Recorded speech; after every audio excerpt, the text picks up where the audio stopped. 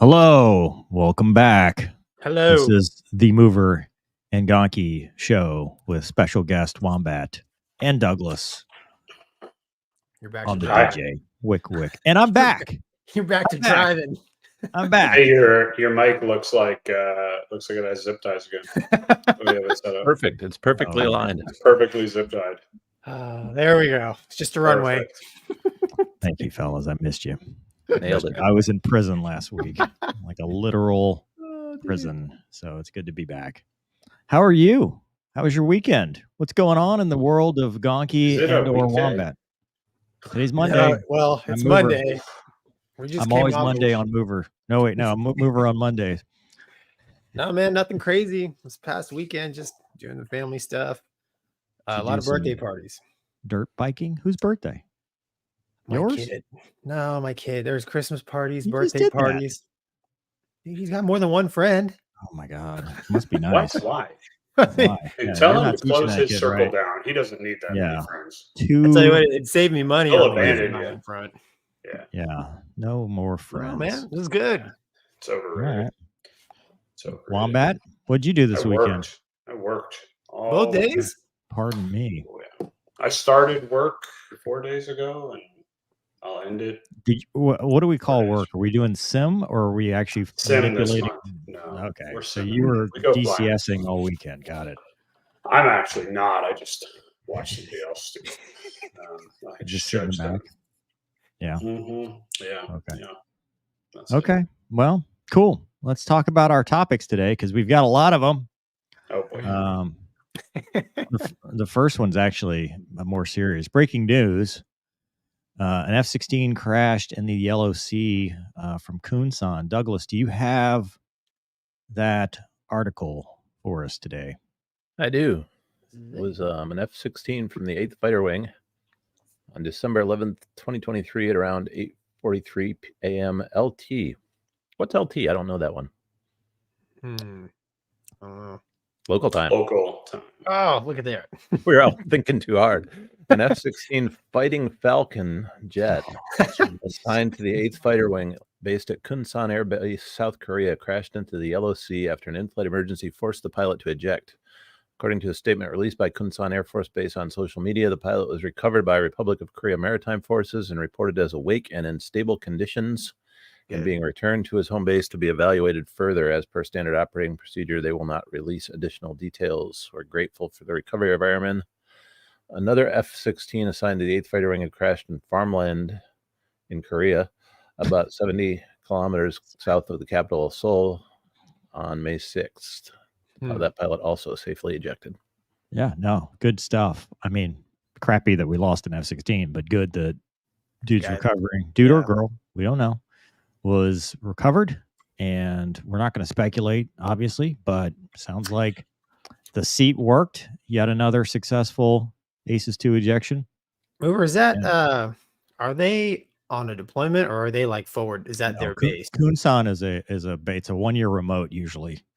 Although every now and then they'll do like theater security packages and stuff and put units there, but typically Kunsan and Osan are the 1-year remotes for, like, my buddy went there out of the B course. So like that squadron's made up of a bunch of people from other, like it's from other squadrons just doing a 1-year rotation. No, that's your squadron. So your drop, like when you get your assignment in F-16 school, they're like Kunsan, and you go do that, and that's your 1-year remote. And then now it kind of opens up some more assignments. I think Deuce did it. He did a year there, and then that opened up. He went to Spangdahlem. You know, it gave him more options after. So it's a good. From what I understand, I mean, I didn't go. I mean, our squadron actually went for a theater security package one time. But from what I understand, it's like some of the best flying you'll do because that is all, like, you are single focus. It's almost like a deployment because you are just flying and partying and being a fighter pilot. And nice. You know, it's Pantons versus Juvats and all the rivalries and fighter. I don't know if they still. I mean, they may not. It may just be, nothing now. Sounds fun. Yeah, could be.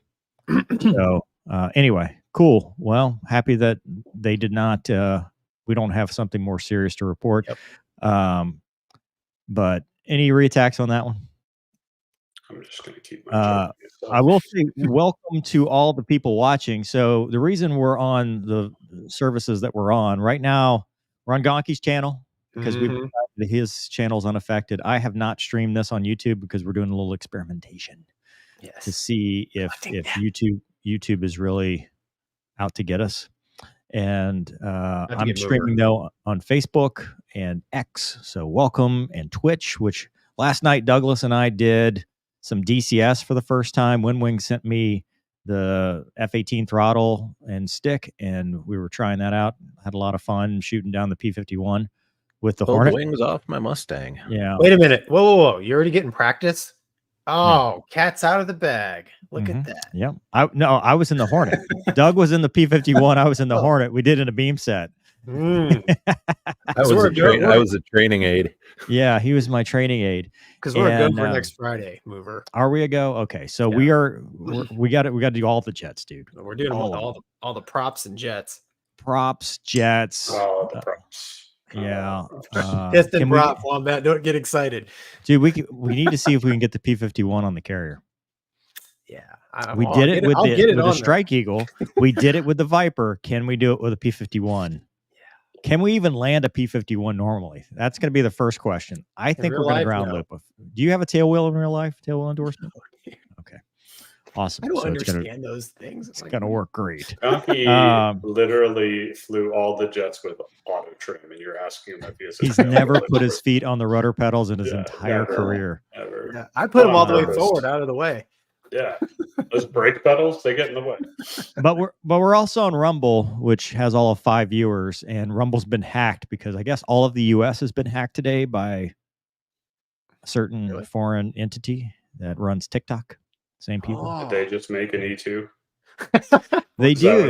We're going to talk about that in a minute. Okay. Listen, hey, big news here. Breaking news. The Mover and Gonky show. Oh, dude. Has gone worldwide for our second time. We've been on Fox News. We have been on Fox News. Yeah. Some may not remember, but you and I, Gonky, were on the Fox News one Sunday morning. We were live. In February, not March, not June, not July, but February. For the 1 February. 500. Yep. And some of us looked pretty by name only, and some of us talked. So in typical fashion, the same thing played out here, except they got your name wrong. Yeah. So for those of you that don't remember, a couple weeks ago, back in early November, Gonky, do you remember why you were gone? Yeah, I was doing my motorcycle race. Oh, that's right. Yeah, your midlife crisis. So while Gonky was off racing motorcycles, pretty manly, but continue. Reliving his youth. Some of us still had to work. And so we brought Shanghai on the channel. Thank you, Wombat. We brought Shanghai on the channel, and the fruits of our labor I've gotten like hundreds of emails, none from OSI yet, but I'm sure that's forthcoming. I've gotten hundreds of emails from people that said we got quoted in Fox News and we should be happy about that. So the article is F-35 reminds China who's top gun by shooting down a Houthi cruise missile. China should take note that powerful F-35s are deployed by U.S. and our allies. So not only did we get the attention of Fox News, but also China, which they're probably still mad at me for saying that their TikTok is cancer. You may not have heard about another significant engagement. On October 31st, an F-35I stealth fighter made in the United States of America and flown by Israel shot down one of Iran's cruise missiles fired by Houthis from Yemen. This was the first ever air-to-air kill of a cruise missile by an F-35. Gonky, have we decided if that's an air-to-air kill? You weren't here for this discussion. It's kind of like shooting down a balloon. I'm not sure. So our 5th generation fighters are 100% against things that don't have people in them. That's the way of the future. Well, that's true. Valid, Wombat. Right out of Ace Combat. Elon Musk will be proud. Yes. So China, take note. China has no recent combat experience, thank heavens. So they watch and dissect their words, not mine. Military operations, especially when advanced technology and tactics are on display. Oh boy, here comes the OSI investigation. Americans call the F-35 the Lightning. Wrong. That is not what we call That's not what we call it. It is called the Fat Amy, Abisa Amelia, Or the Battle Panther. Penguin. The Panther. Panther. I Pop. like that. Pop the P. Panther. It's called the Panther. Because 60% of the time it works every time. And There don't was get me something wrong. else the guy was trying to tell me that they were trying to push, but he Battle Penguin.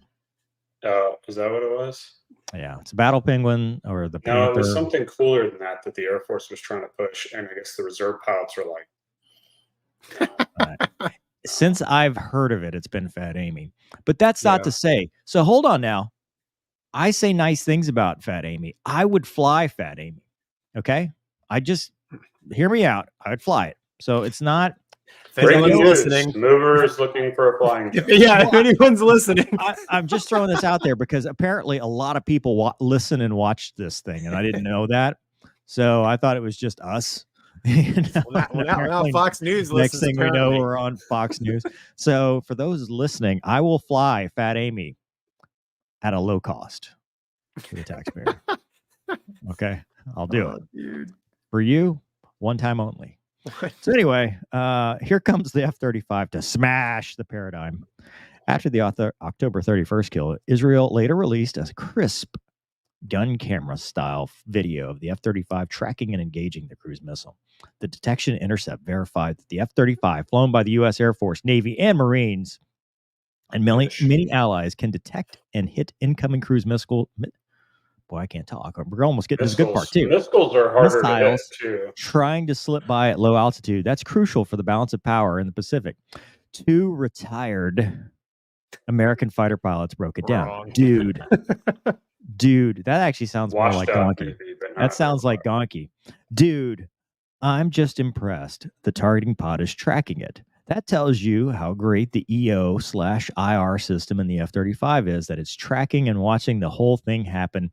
F-16 fighter pilot C.W. Mover Lemoyne and his A-10 pilot guest call sign Shanghai, Shihai, commented on the Mover and Gonky show, posted on YouTube on November 15th. I feel like you're cheating on me, man. Who's this Gonky? Hold on, there's more.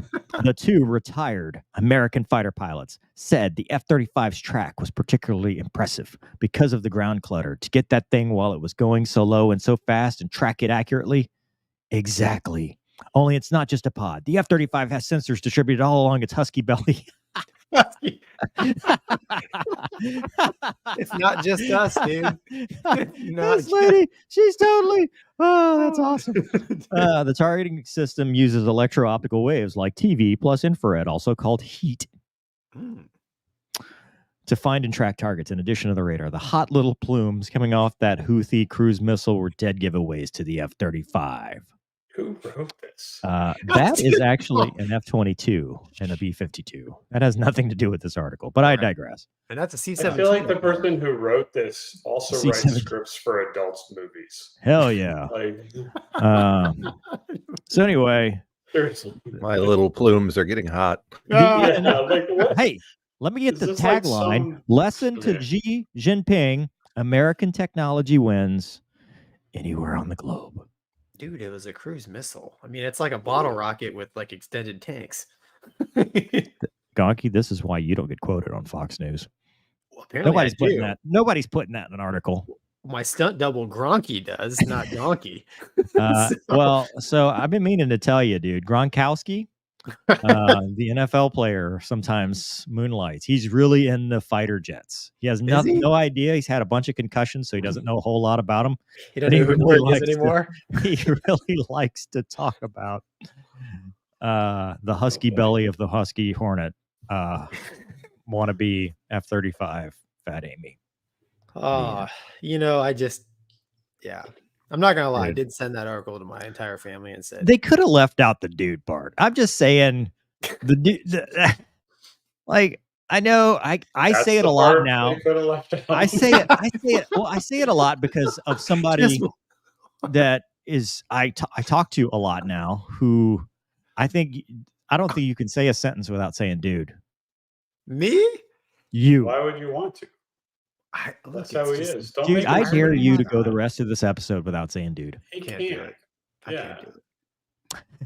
I can't do it. That's his laid-back, laissez-faire style that makes him so Okay. lovable. All right. That's why he's untouchable in the Navy, the Air Force, and every other. That's how I Oh service. yeah, survived. dude. I survived doing night traps, dude. We're gonna hang up this chat, and it's gonna be so. For the record, I'm not retired. In fact, that's why I just spent a week in prison, or something Not very real similar prison. to a prison. Don't. Close People enough. are It's gonna. close, They took my dude. per- You know how close it was to prison? I'm in the Air Force, and I'm not getting any per diem for last week. I went TDY, and they stole my per diem. Thank you for your service. Yeah, that's pretty bad. Okay, That's no per diem. That's right No up there per with diem. having a tea time. The hotel before they- was 1 star. It's pretty bad. Yeah. You know how many stars the Nimitz was, Mover? 0. Are you in the Stennis Air matched Force? it. Are you in the Air Force? We have standards to uphold here. You know, okay? Wombat, he's got a point, dude. For by Air Force standards, like the videos. This is the new Air Force. That's They true. spend all their money We're on getting there. masseuses. Wombat, you just keep bringing up the stories, man. No, We're gonna they're- get there. they're Spending money on those so- masseuses for people's resilience training. and Did they can't we afford want to talk hotels. about that article at all, or are we done with that now? Which one? You made Fox News. That's huge. Will you still talk to That's us what when she you guys are famous? I can't say that's what she said because people are watching. Like, I don't know what to do anymore with all this pressure. Just be Really? yourself, man. I was at this school last week, and at the end of the school, some very high up people were like, "Hey, we saw you. We knew you looked familiar. We saw you." And I was like, "Oh boy, yeah, we saw you on the YouTubes." Have you seen? On the 1980. YouTubes. It's like My 1984. my response is always, "Have you ever met Gonky?" Because he's on there too. It doesn't No. matter. You his can't. fault. There's not a bus you can throw that man under. No, That's gonna it's hit him. he is It's not rubber, gonna happen. It's I've amazing. listened. I've seen it since API. Teflon. I Mover's watched him not- swim a mile ish. Trust me. Mover's not used to the recognition because he's not kind like of Gonky. a hermit. He's kind of a hermit up there. Kind where of. he lives. You're Dude, totally. Yeah, If I could have a moat, I would. A So I- moat and guard dogs, I would totally. So like I have to travel around and do things for work and Man of whatnot the people. occasionally. Man, Yeah. yes, and people will come up to me all the time. And All the time. Just Yeah, can't there beat him was- up with a stick. One of my well, okay, It's the humility, I think, that is the best. that gets you. Not okay, not all the time, Stay but humble. Stay Wombat, Good move enough. closer to your mic, sir. Someone's My complaining. mic is I don't have it turned on. That's what's funny. That's how my day's going. Maybe you could check in at 15 prior, and we would know these things. he did. We didn't do a mic check though. Yeah, we didn't do a mic Yeah, check. that's Watch. Let Gonky's me fault. fix it. It's like forgetting to do your weapons checks, man, on the join up. Oh man, we ruined that Fox News segment. Now the most No, we important didn't. segment about this whole thing, Is that better? and we don't hear his beautiful good. voice. No, it's I good. didn't say anything. Oh, that's You're right. on Fox News. Congrats. You guys are awesome. Again, hope I you mean, talk it's to me. Hey, you know It's the all over. first famous follower I ever had was from Fox News. Who was who it? was it? Kaylee McEnany. Hmm. Slid And right into then? those DMs, and then she didn't even. Right. Dude, this was back like 2014 or something, and I'm just bebopping along. I just got my Twitter account, and next thing I know, or maybe 15. It was midway through, this whole I'm going to be an author thing, and she follows me, and I'm like, hello, and You're like, it's working. That's what she has. Working. I'm like in the DMs going, hello, I see. See, you followed me here. And Oh, then boy. next thing I know, she's the White House press secretary, married, kids. And I'm like, what could have been? What could Yeah. have been? This close. She was not. Somebody said she's a married. She was not at the time. This is back in the WWNAM. This was like 10 years ago, 9 years ago. You're so whatever. close. So Yeah. close. I All mean, right. Story of my life. Can we? Yeah. Yeah. Can we get back to the Yeah. business? Gonky, do it. your Mine. channel is donating to your fund. So let's Okay. We got do some that. super Garrett says Merritt. Garrett says mover. Hope you enjoyed the F-14 and the SR-71. And you know what? Tomcats. Oh, that's awesome. I took that picture. Black Lions. It's copyright C Mover Media 2023. Oh, nice, Look at that dude. thing, dude. That thing I was rocked. so Hey, excited when I saw it. don't take Gonky's video feed down if you keep that up too long, because it's going to turn this thing into an OnlyFans. He can't look at the Tomcat that long. Dude, what could have been? That's What one could of have the been? jets we're going to fight each other with, just so you know. What could have been? In That's the all I heard DCS. about in flight school. Dude, I'm going to be the last Tomcat pilot. I'm like, no, you're not. They're getting rid of the Tomcat. Dude, trust me, bro. Dude. You know what? I'm gonna You know what's Tomcats. disappointing? It's like, Gonky, the last drop was 2 months ago. Like, that's what it's done. No, I know. You're killing me, Wombat. You're killing me. You're killing me. They wouldn't let you get in the space shuttle. I wanted to get in the damn space shuttle. What do you mean?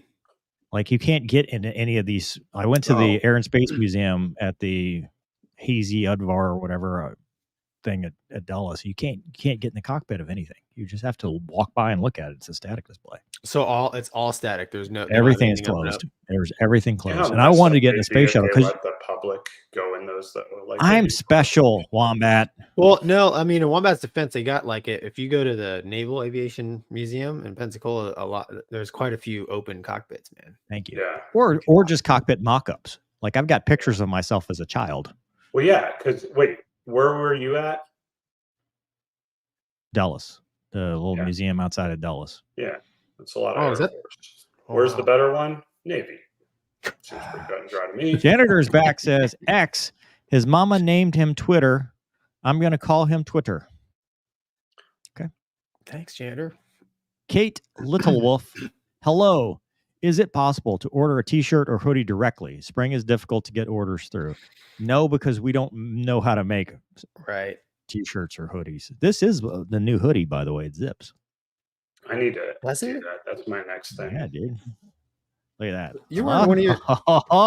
I'm double merched. Do you own normal clothes at all? Or no? Not for this show, I don't. Just move Do you around. take your shirt off? Is there a mover and Gonky what is tattoo? on your shirt, sir? Sir, Yeah, good I'm sir. trying to What is get what my is name onto this podcast somewhere.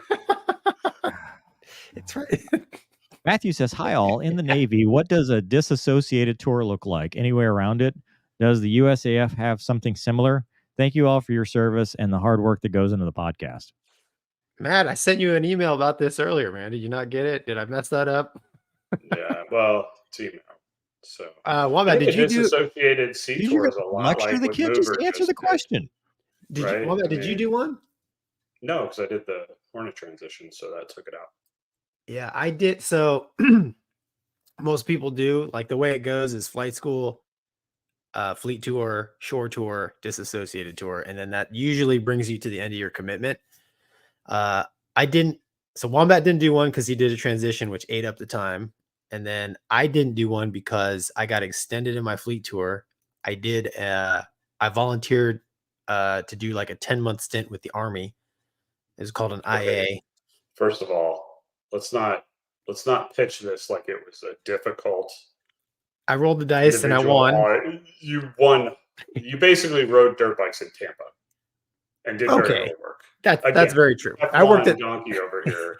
I served my country in Tampa. So this is how it went down. The skipper at my fleet tour said, "Hey, Gonky, what do you want to do?" I said, "Well, is there any IAs that I could do? Like, what are the ones that are available during my time frame?" Because they were tagging guys involuntarily with these, and they were not a good deal.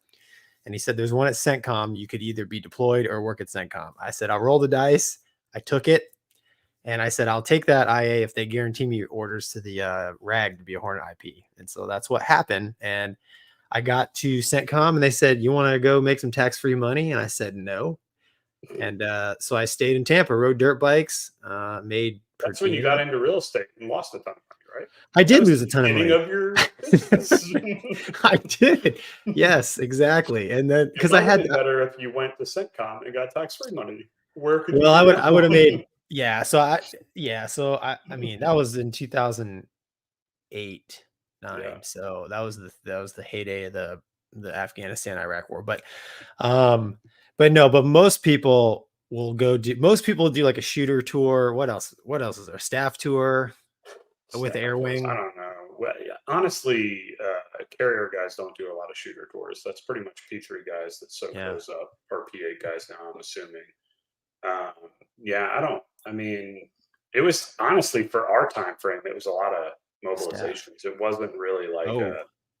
that was what guys were doing. That was their disassociated. It's like, hey, go be a postmaster in Afghanistan. You're like, Yeah. So it was not anything good. So what I recommend is just having a really crappy aircraft drop in primary, so then you have to transition to a different aircraft later on, and you never have to do it.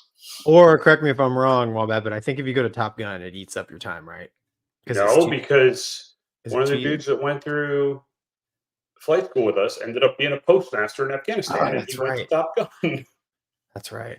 Yeah. So, So no, yeah. Matthew, there's no. I mean, like you're shadow boxing, man. Like you could get lucky like me, or you could get totally railroaded like a lot of other people did. Yeah. So the answer is go to the guard. Next question.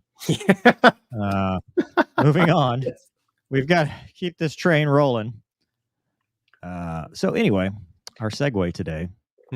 Newsweek. Did you guys watch the Newsweek episode last week? The B52. B52, Yeah.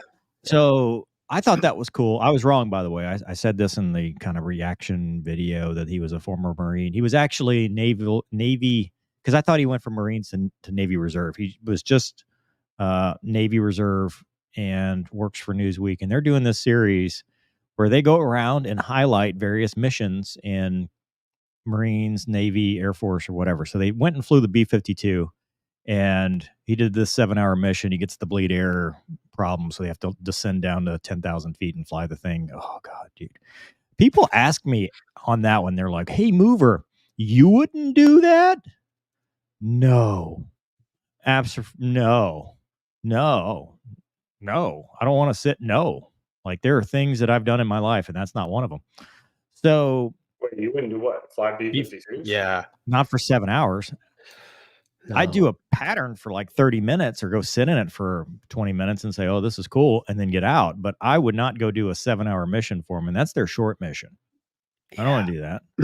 I haven't killed anybody. Like I've never actually met any B-52 guys that actually liked it.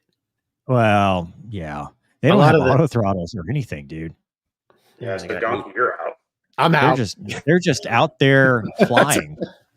And, like tanking for real with the big, but real cool episode. And I respect those guys. It's not that I don't have respect for bomber pilots. I personally have no interest in doing that. So it went so well that they're like, hey, do you want to go fly a B-2? I was like, well, damn. And from what I understand, I don't think the media has had, this might be a first, the media having any access to the B-2 whatsoever, much less have a media representative actually go fly in a B-50 or a B-2. And when I was at my school last week, I met a B-52 pilot who went to the B-2, and we were talking about, I'm like, dude, have you ever done like the 36-hour missions? Because remember Noonan used to talk about the guy that did the around the world. Yeah. And it's just two pilots, and they've got their little briefcase to poop in. It's this RV bucket. Dude. No, they don't. He explained that to me. Yeah, behind the co-pilot seat, there's like this little square briefcase looking bucket. And when you sit sideways, and you can make eye contact through the MFD with the co-pilot. Cool. Yeah, really great. So, well, no, that is great because you're not going to actually have to poop. That's like primary. That's the primary. But if the mood hits you, but anyway. No one's ever going to watch this again. I'm surprised they still do. We're never going to get any trust by anybody. But anyway, listen. So it's unusual, but there's only room for 2 people. So they actually had him fly in the co-pilot seat and had the pilot in command fly it solo to go fly this mission. Yeah. Wait, they took footage from inside the airplane? Yes. And I'm going to get to the trailer here in a second. But not only did they cover the inside of the aircraft, but they had the T-38s chasing them. So they got external footage. The PA was in the T-38. They had security forces. So they did some stuff with those guys. Because remember, this is not just your normal everyday, hey, we're protecting jets. They're protecting nukes, and they're protecting a highly classified asset. So these dudes are, and dudettes, girls, gender neutral, they are doing the mission. And then they highlighted the maintainers. Because remember, this is an airplane. There's what, a dozen of them? I mean, there's not many of them. Yeah, national asset. They're a national asset that they're doing. So really cool. And they sent me their trailer. It's just 15 seconds, just like the story of our lives. And are you ready to watch the trailer? Hit it. Let's do this. Mission sets. In the beginning, it was just a design. It was an idea. It could be anywhere and you'd never know it. All right, let's start in the middle. Hold on. Whiteman is a unique base in that it's the only place that has operational B-2s. This is one of the nation's #1 mission sets. In the beginning, it was just a design. It was an idea. It could be anywhere and you'd never know it. Unconventional. So it's coming Monday. You can see, dude, that is footage from the flight. That's cool. But that's him. Yeah. That's him with his flight suit unzipped, sitting in the co-pilot seat. His name tag Or and the all. toilet. We're not sure. He's right in front of the toilet. He's probably not in the toilet. No, that'd be a really I'm surprised weird there's thing not to a put on jump the seat in trailer. there. There's no jump seat. Man, you've been flying for the airlines too long, dude. Well, hey, I guess they are sitting in ejection seats because Look at that Yeah. thing, man. that thing is cool. But look, too. there's a security forces guy armed Don't up. cross with the his- line, right? Yeah. Yeah. This dude is ready to take you down. And then, Yeah. they're pushing the bomb up into it, so to speak. And That's then, awesome. yeah, some other footage. And this guy looks important. Don't know who he is, but he's Looks like saying- an actor. So, no, he's got something written on his. He's probably from Northrop Grumman, if I had to guess. so fun Imagine fact so. is my on-wing at Vance. I don't know if you remember him, Wombat, but he gave me my dollar ride, and he was the one that pulled the handle in Guam that punched out of that B-2. Wow. Yeah. Hmm.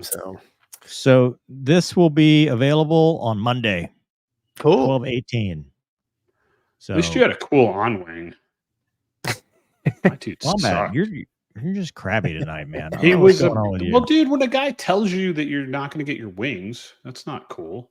Yeah. Okay, moving on. Anything to add about the B2 thing? No, I think it's interesting, man, because like you said, there's not really anything out there. I mean, Yeah. I mean, I'll watch it.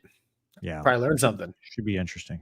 Maintainers are very important. 119 hours of maintenance per flight hour. Really? That sounds economical. Oh, dude, that thing does like Yeah. 20-hour missions. Dude. That's crazy. All right. You've got some super chats there, sir. Mm. So we'll get to those. Is my May mic I better? buy directly through one of you? The only thing you can buy directly through is our boy TR Matson, who's got a whole website now with Pretty merch. nice. Does it have any hoodies? Or is it just that shirt you're wearing? No, it doesn't even have this shirt yet. That's the next thing I'm doing. But it has the books. It has bottle breachers. It has coins, stickers, patches. It's a nice website, man. I could Thanks. tell it wasn't homemade. No. Tom is going to fund Gonky's midlife crisis. Thanks, Tom. I'm We're on the other seriously, side man, now. I'm We're not on the having a back- midlife crisis, man. I'm just living life. Living the dream. Living the dream. His bro. whole life's been a crisis. There's nothing about it in the midlife. He just moves from one crisis to the next. Plexi Lexi. Thanks, says, man. I didn't get the Panther reference until Mover came in with the assist. And Gronky, this has to be his new call sign, priceless. You've been called that before, haven't you? Yeah, That's the grumpy Gonky. Gronky. Back in- Gon- I've been called Dronky way back Donkey. in the day. I love when people I call you remember Donkey. Dronky in Oklahoma City one particular weekend. dude. There's You kids were- listening. Kids listening. you were, Dude, you yeah, were way Wombat. too strong. People man. watch this. Your company watches this. Yes. And are they going to be shocked that I have a friend who went out to Oklahoma City and got Yosarian drunk I in flight lives school? text says, just realize it's the ready room. Got a tip because Gonky. Anyway, how much of a problem man. is being nearsighted for flying?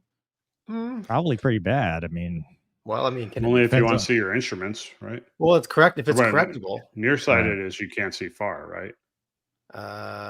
Well, either one, they don't like as long as it's You- correctable, you're good, right? yeah, you want to be able to correct these things. Right. So- If it's correctable, you're good. Eric says, Mover, how is massage school? Asking for Wombat. On a serious side, thank you for what all you guys do for aviation. I'm retired. That's right. You're a retired fighter pilot. Yeah. I don't know Dude. what you're talking about. Dude, I'm retired. Oh, I love it. Eric Metal Thanks, Eric. says, Wombat, do you have any of those fancy Delta trading cards? Dude, are you on a Delta fancy trading card? No, I don't even know what that is. Oh, Luna's dude, it's got a trading card. huge thing right now. It's a huge thing. Like what is people it? are begging pilots for these cards because they went viral on the TikTok, right? Do we have your rookie card? No. But what? Bet it's worth something. It's Delta has these like they're just like baseball cards for each airplane that we have. Oh, And I guess it went viral somewhere. Yeah, those. And it went viral. Oh, it People doesn't are have selling these people on things. them? No, people are selling these things for like $3,000 on eBay. what? Yeah, it's insane. We need you need to hook us up because Gonky and I could each sell 2 a month and be fine. Wombat can probably just go into the set. Okay. Wombat, you And can there's probably go. no. First of all, I just want to make one thing perfectly clear because people from my company do watch this. My Porsche and these trading cards going viral That's have how nothing he to do with funded each it. other. The plot Nothing. thickens. Nothing. Oh, But now if it you all see me makes get a sense. GT3 next month, it may be related. Where'd all these cards go? Aha. Oh, you know that's going to be a problem. What? I mean, come on. Look, Douglas with the Yeah, look at that. Complete set. I think they need to have pilots on them, like that Hollywood guy that was like, I've flown wartime missions in peacetime and peacetime that missions guy's in awesome. wartime. He would have the I flew best with trading him. card. I flew with him. Did you? Did he tell you about his Hollywood. wartime missions in What's peacetime and funny, I peacetime think he's missions in retired wartime? now, I think. But he what's funny is he would say this and then he would look at me when I was first officer. He's like, I do this ironically. And I was like, what do you mean? And he's like, well, this is what the company wants us to do, so I do it ironically. And I looked at him and I was like, no, you don't. I'm like, you do this because they can't talk back to you. That's it. Like, they have to listen. That's why you do it. So I thought he was. It's not ironic. But I'll tell you, we landed, I think, in Dallas. I flew a turn with them. We landed in Dallas. Dude, people ate it up. They loved it. They were asking for his autograph, pictures, everything. It drove me nuts. I was like, that's it. I'm trying it next time. Gonky, Yeah. I am going to I challenge you to make a PA that long without saying dude. I'm going to hook you up with the people that set up Luna's trading cards, and you're going to hand those out when you deplane from your airline experience. After you slam the Airbus onto the runway, get everybody. The Airbus slams itself on the runway, first of all. All right.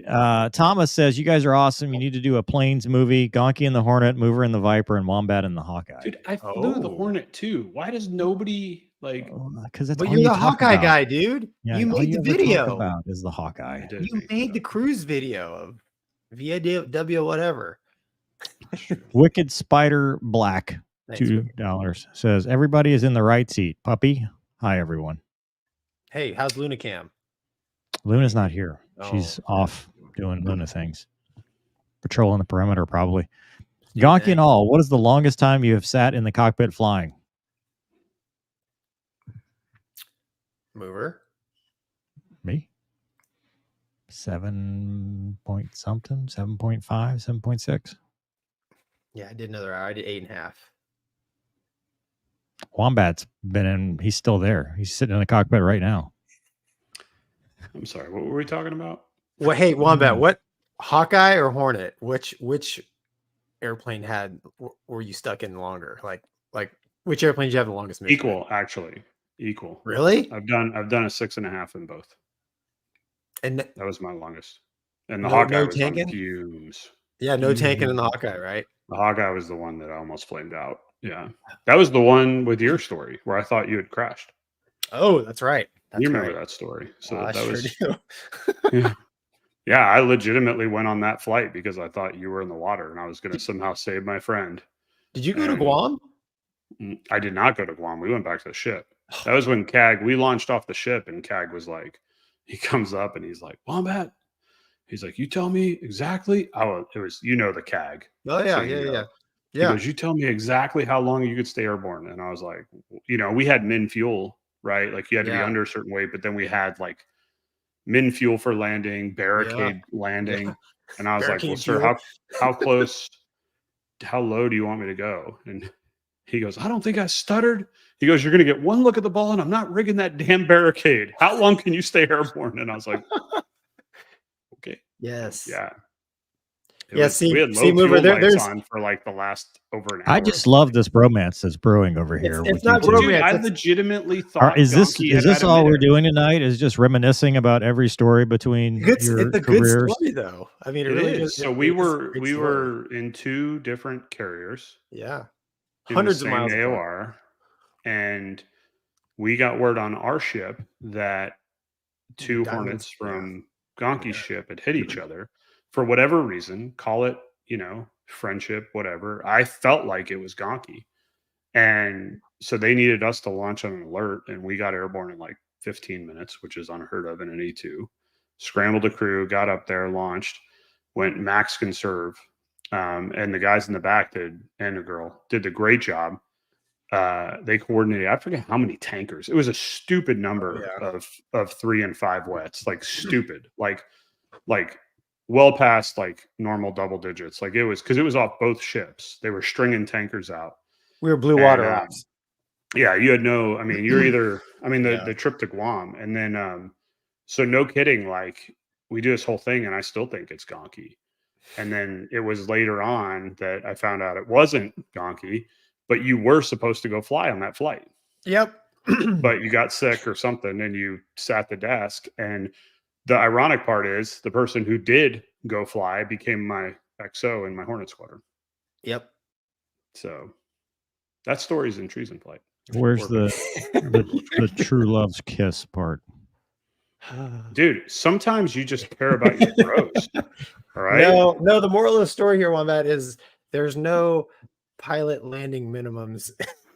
No. Like the Army Air Force, Dude, I remember too, because the guy was flying with me, like we came back, CAG was like, "Tell us when you have low fuel lights," right? And I'm like, "Okay." So we told him, and he's like, "I thought you could tell me you stay airborne for another hour." I was like, "My math says I can, but we got low fuel lights." And no kidding, we were coming down, and we're coming out of the Marshall stack straight in. And CAG's like, "I don't want you being one of those hotshot LSOs." He goes, "You take every wire they give you." He's like, "Don't miss them." And my co-pilot looks over at me, and he's like, "Did CAG just tell you could fly a bad landing?" And I was like, "Sounds like it to me." And dude, as soon as I was over steel, it was just idle. Like, that plane floated. It was so light. Oof. Yeah. That was rough, dude. That was a rough night. I thought I was going in the water that night. Good old days. Yeah. All right, Mover. I hope my mom's not watching, because if she never heard that story, she's gonna be pretty upset right now. Actually, hey mom, your son almost died that time Again. Anyway, again. Yeah. Okay, Mover. Turn that. Mover, go back to down. you. So there you were on Fox News talking to the correspondent. Like, 14 years here. ago. You guys are gonna do. I feel like here we need to move this over here. Perfect. This is a lot better. Can we do that? There we go. I'll just now go. we're good. Now we're good. Now we're audio only. Just me and Doug one other are in here. the stream with audio only. Yeah, me and one other. Doug, not now you. You guys can do your thing. Wombat. All right, Mover. Yeah. Hey, These how are about your this, people. Mover? If Gonky had died that night, I would have never met you. So there, I tied you into this story too. You happy? No, and my I'm mom not. just texted me, so we she's have pissed off right now too. We have just gone off the rails. We've got Back so many on. topics to cover, and you two are bromancing stories that you've already told. Yeah, I'm sorry that Janitor we is back. tell the Says viewers. surprised B2 trailer didn't show Travolta. Thank you on behalf of Gonky, who has neglected his friends and fans. Brian Montgomery says, "What is your favorite sci-fi fighter ship?" Oh, Gonky. X-Wing. The X-Wing fighter. Wombat? I don't have one. Sorry, I'm still living back on that Hawkeye landing. Actually, Mover, what's yours? I don't care. Whatever. I'm over it now. James says, habitual line crosser is a Patriot guy. You mean like a Patriot guy or a Patriot guy? Like, does he shoot Patriot missiles at us? Or does he have the flag and he's like, freedom? No, wait, that's Braveheart. What was the Patriot, the movie with Mel Gibson? Yeah, Mel Gibson. Did he yell freedom? No, that was Braveheart. Braveheart. Yeah. whatever he yells. No, because in Braveheart he dies. In the Patriot. Hey, spoiler alert. Well, dude, the movie's like 20-something years old. Doesn't he die in both of them? I thought he died in the Patriot too. No, he kills the. Oh my God, spoilers. Anyway, he wants us to get together. Okay. You two. I don't know who you two. It's probably you, Gonky. Could be Wombat. I doubt I'll have to get some clarification. Also, Houston has the shuttle you can get into. Okay. Thank you. Bob says, Gonky, aren't you offended that there's an incident and Wombat just automatically assumes it's you? No, that's called friendship, Bob. We know each other's strengths, weaknesses. True love's kiss. You think his weakness is flying? Bob, you hear this app and you're like, it's Gonky. That's fine. For sure. This time it's him. Okay, Did you never have that intuition, like with things that happen, where you have that feeling? I hate everybody. I didn't know Gonky back then. I had no such intuition. Mover, I was talking to Gonky. No, but it's like this. So Mover, like, so, for example, like anytime we had an accident at NAS Lemoore, I would always like text my family back home, like, "Hey, I'm okay," just because, like, your friends and family don't know, right? They see they T-38. Right. I can't. How many people are like T-38 has crashed at Beale? Hey, Mover, are you alive? Like, dude. You're like barely emotionally, but it has nothing to do with the jet crash. Yeah, I'm just hanging on here. Yeah. I mean, that like there's your friends and family think that, like there's not. Dude, it's no different. Like when your mom hears about a storm rolling through the state that borders the state that you live in, and she's like, "Hey, how's the weather?" It's the same thing. Like it's fine. So that's you're telling me family. You're not Wombat, you're Mombat. No, do not. Dude, I'm going to get another angry text because that was my mom's call sign. In our E2 squadron, that was her call sign. They all called her Mombat, and she loves there's it. so many mom jokes. Are you serious? That's awesome. She loves it. Mm-hmm. That's awesome. When I went to my Hornet squadron and they wanted to change my call sign, she was the most upset. She's like, "Well, if they change your call sign, are they still going to call me Mombat?" I'm like, yes. Yeah. Okay. Yes. Please. It's just Gonky and Wombat, Hornet multi-crew. Who's the wizzo? I know this. Neither. We both sit in front. Easy. Laps, dude. This bromance is going way too far. Not that there's anything wrong with that, but I'm sorry that you don't have one. Douglas, where you at, man? I think he's left the chat. Alfred to his Batman. Yeah. The Gonky and Womab's show. It's Banter and Mover. Womab's show. Listen, Womabs. This was last week that I was not available. This week, I'm back. Okay, I'll shut up. James Mann says, yes, he launches missiles at naughty fighter pilots. What is with you? What is happening? Why? The chat Dude, is you get on Fox News 2 times and it all goes Look down. what happens, man. Downhill. What is happening to these people?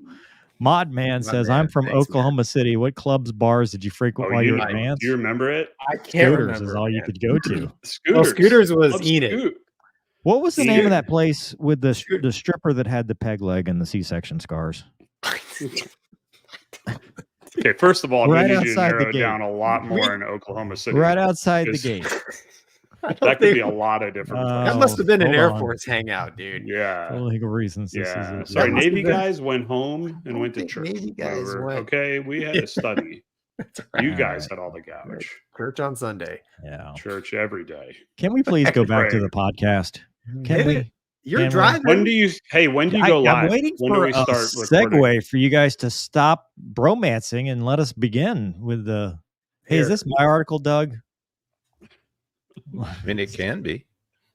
No, you got it. You got it. You forgot the dollar sign. Hang on. I gotta go find it. It's on your screen, but it's not on mine. So the Air Force dangles $600,000 in bonuses to keep pilots in uniform. Air Force pilots and others in rated fields who opt to stay in uniform can earn up to $600,000 over 12 years under the latest round of retention bonuses announced November 30th. Fiscal year 2024 incentives offer manned aircraft and drone pilots, combat systems operators, and air battle managers an extra $15,000 to $50,000 per year, depending on their assigned aircraft and the years to which they commit. Annual bonus pay programs aim to keep airmen around to blunt the effects of a pilot shortage that has lasted decades. robbing the service of aviators in policy jobs that rely on their know-how to help the service plan for the future. Do you want more? Sure. Bonuses are funneled through a pair of programs that target airmen as they near the end of their initial service commitment.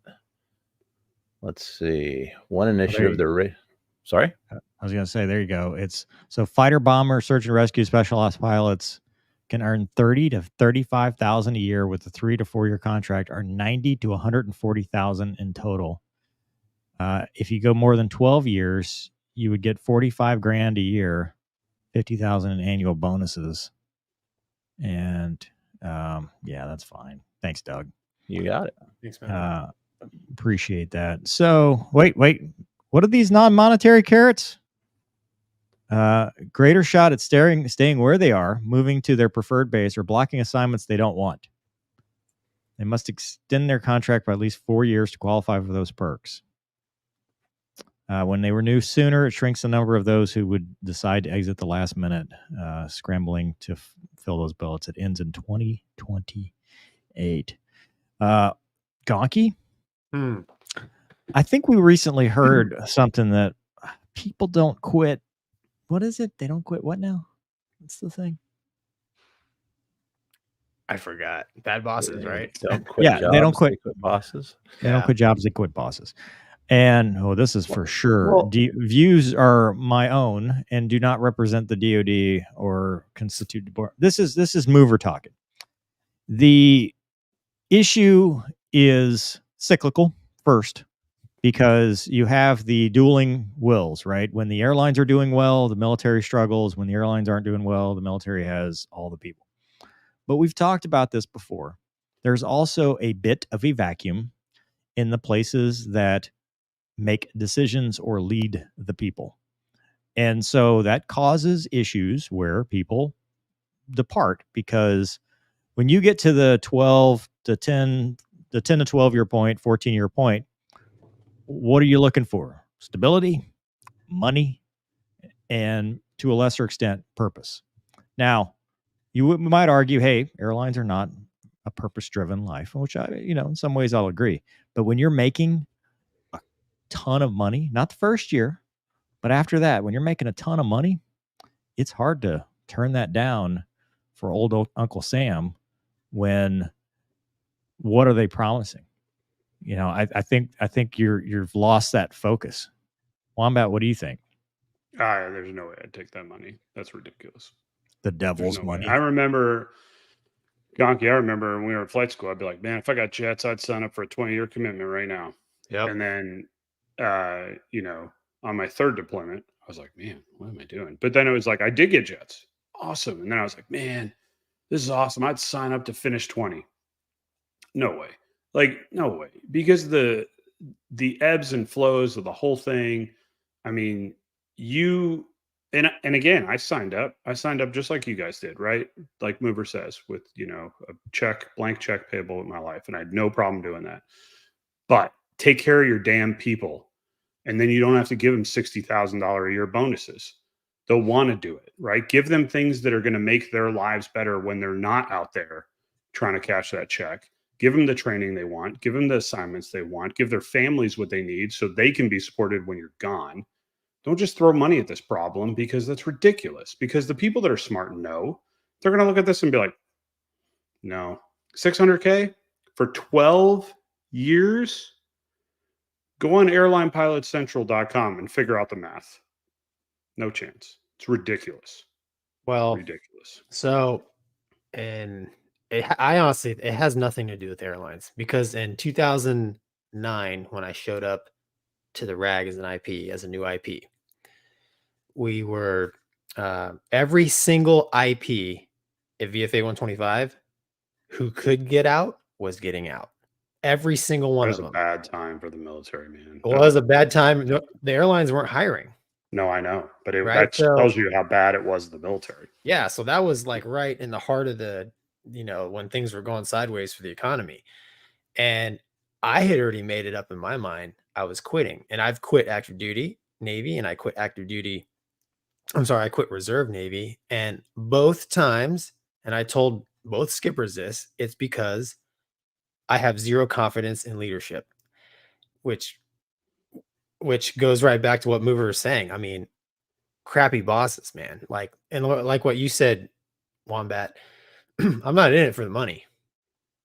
And I don't think any of us who want to fly fighters or just for serve anything are in it for that. are You in it for wanted the to money. serve 100%. Right. And what's the number one thing you guys hear in the airlines?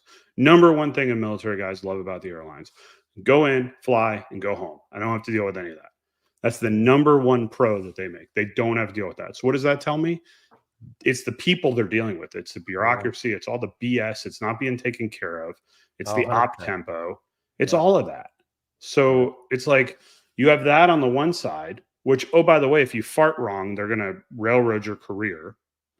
Or on the other side, you have a fairly lucrative job that there's ways to make it horrible. There's ways to make it great, but there's a lot of avenues you can go down, and you don't have to deal with any of that stuff. Is the flying as exciting? I hope not, because that'd be bad. That's not what it's designed for. But the other things that you can do with it is much better. So you know how you fix this problem? It's not money. Fix it with leadership. Fix the leadership. I mean, how many movies have they made? Like some iconic leader that, and his followers will follow him to the gates of hell, that kind of thing. 100%. Like, you can't. 100%. It's just crappy leadership, man. And like, don't take my word for it. I'm just a nobody, but just look at the problem you have. Yep. So I will say this. I know some good leaders in the Air Force, active duty. Had a phone call from a buddy of mine inviting me out to Edwards because they're doing their F-16 thing, anniversary thing in January. And we were talking, we were in the B course together, right? So we're about the same age, and he's going to be he's a squadron commander now. He's like on the path to be 06. I think that guy is a good leader. I think my roommate in, the B course and pilot training, I think he's a good leader. I think Deuce is a good leader, although he's in the Guard now. My point is the institution has more problems overall. And it's not just leadership, which I agree. I wholeheartedly agree. We've talked about this before. I've gone on the soapbox and talked about, putting the wrong people in place and the metrics. I think it should be an automatic promotion 05. Like, I think just like, a lot of Guard units where you're guaranteed 05 in 20 years, everything else is an exception. We're going to pick our squadron commanders based on metrics that matter, not about who checks what box. I still stand by that. But you have, we're going to talk about this in a minute, but you have a fighting force that is changed. It's not, in the 80s and then, sometimes even the 2000s where you had hundreds of fighter units and fighters and you had cockpits for everybody, I mean, dude, we made a huge shift when we said, hey, we're only going to buy a certain number of F-22s and F-35s, and we're going to rely on really old airframes. There's not as much to go around now. So you can't go find a place to park and fly forever because you got to move. You got to move so somebody else can fill that spot. And so these staff jobs aren't getting filled. The pilot training stuff, pilot training used to be a break. I remember where guys would just do their little 2 to 3 year tour in UPT, and then they go right back to their fighter. And it was kind of like okay, I'm going to let my family settle down for a little bit, and then I'm going to get right back to it. But also, and I think this goes to our recruitment problem, as a country, we are so polarized. We are so divided that we are just jaded. Like, what is the purpose? I guarantee you in, March of 2002, Gonky, you and I were talking about this when you went to OTS, right? In 2002, you wanted to go kick in a door. You wanted to be the tip for free. Right. That's what I'm saying. Like, when you give those people a purpose and a mission, they will, the money doesn't matter, and people will have that higher sense of purpose. The problem, though, is that when you look at the numbers and you go, what am I doing this for? Why am I doing this? And then they look at their family and they're like, look what the Air Force has done to me. What was I watching the other day? It was something about, actually, I think it was like Superman or something. Once you break someone's trust, it's very, very difficult to get it back. And I think that is a problem institutionally that all services have had, where we trusted them, especially as we started our careers, because we were out there, OIF, OEF. We thought we had a mission. And then 10, 15 years later or more, 20 years later, depending on how long you've been in, you watch a complete disaster unfold on the news and you're like, why did I do all this? What was the point? Even though there is a point and there is validity to it. But I think we look at this and we go, okay, my body's broken, my spirit is broken, and now I've got these people that are telling me I'm not good enough, and that I need to go do this that doesn't have anything to do with my job in order to keep my career.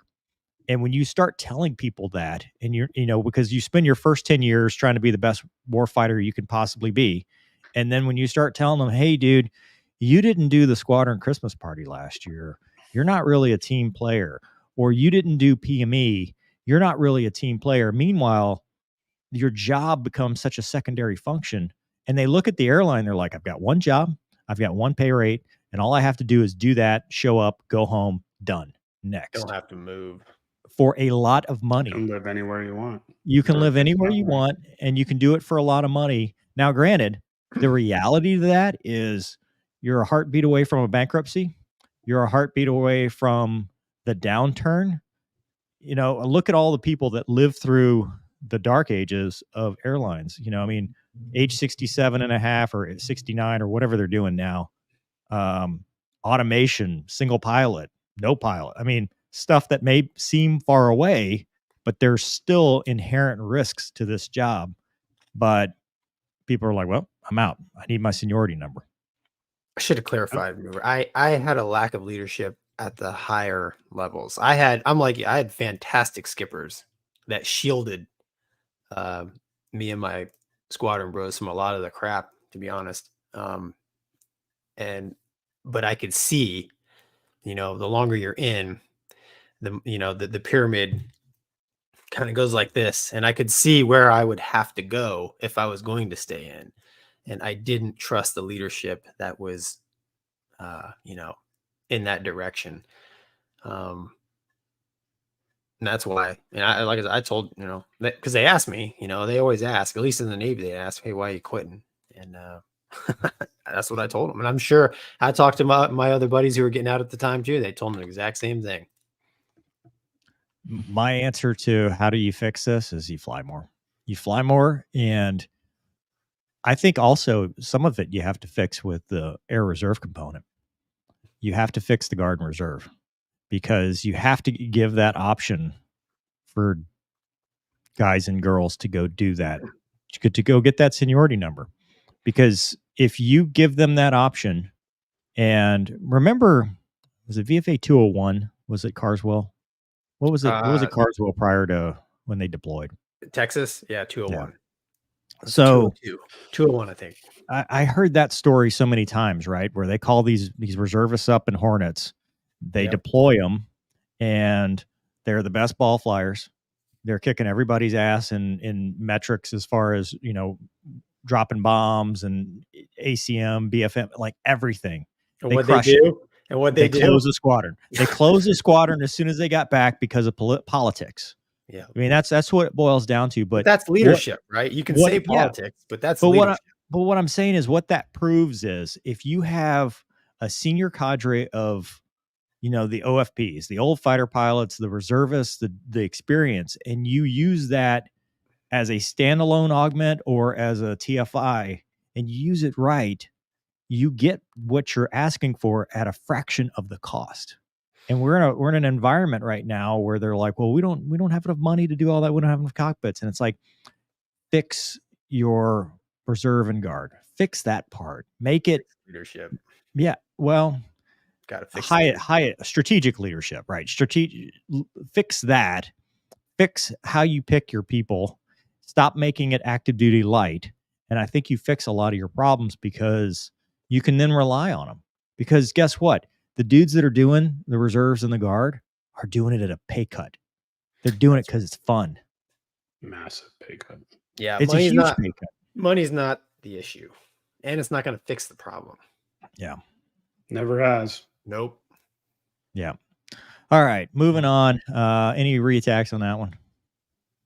Don't take the money. Yeah, don't do it. Yeah. Devil's money. We've got a couple. Wicked says, did any of you watch the Army Navy game? I tried. I didn't. It was Sorry. boring. I saw it. Bad. It was It's good not at the end. football. They came back hard at the end. They Who played won? hard. Yeah. Army. Oh, Army I still have a trained lot of so- respect for how hard they. Those. It's Good it's game. good. I respect Yeah. it. Wags. Hey, Wags. Wags needs a set of cards. Hell yeah. Hey man, I got you a sim. I can't pay for everything. Those things are not cheap. Yeah. That's funny. I want to hear about the peg leg stripper. No, you don't. No, you don't. No, you don't. James says Russia can barely afford to train their people, and we were throwing money at ours to keep them. IETS for much the same after 9 years. Yeah. Yeah, it's weird. It's a strange time. It's a very strange time. But it's the same thing. There are a lot of industries that are like this. Law enforcement's one of them. You and I talked about this, Gonky, offline about law enforcement seeing the same thing. Why would they stick around when they feel underappreciated and they feel like every day is a risk of that's leadership. Things going wrong? Yeah, that's a leadership thing. Man. That's people not standing up and going, you know what? Yeah. You're wrong. Yep. You're all wrong. Here's what the facts are. Yep. Stop. Can't tell people they're wrong these days. Yeah, well, that's the other piece to this. Look at their Brian says, do you think the reliance on technology has contributed to the lack of airmanship in some accidents? I mean, it directly in the F-35 mishaps that we covered. Yes. But I mean, but it's not like I don't think it's always like, I don't know, when automation kicks my butt, which I haven't crashed a plane in a while yet. But it's always, don't give up on yourself. It's always because like you're taught to trust automation. It's not that you don't have the stick and rudder skills. You're taught to trust it, and then it does something wonky, and then hopefully you catch it in time. Sorry, mover. Yeah, I mean, to me, it's proficiency. It's about no matter what. If you got a lot of automation and a little automation, if you're not flying a lot, it doesn't matter. Right. It'll hide inadequacies and expose your weaknesses when things go wrong. Yep. So it'll hide all your problems until it stops working, and then it's like, oh boy, I relied on this a little too much. Garrett says that Commandant of the USMC, I wonder how he's doing, by the way. Didn't he have a heart attack? Says the bonus is having the title of Marine. Air Force thinks money fixes command problems and morale. Honor over money. Yeah, Garrett, I don't get on my soapbox, but you're right. Honor over money, but that's in the real world. Even in the military world, that's not always what you're going to find, unfortunately. Yeah. Dobik says he's a fan of the YouTube videos. This is the first time I caught the stream, so he's on Twitch. Thanks for that. Thanks, man.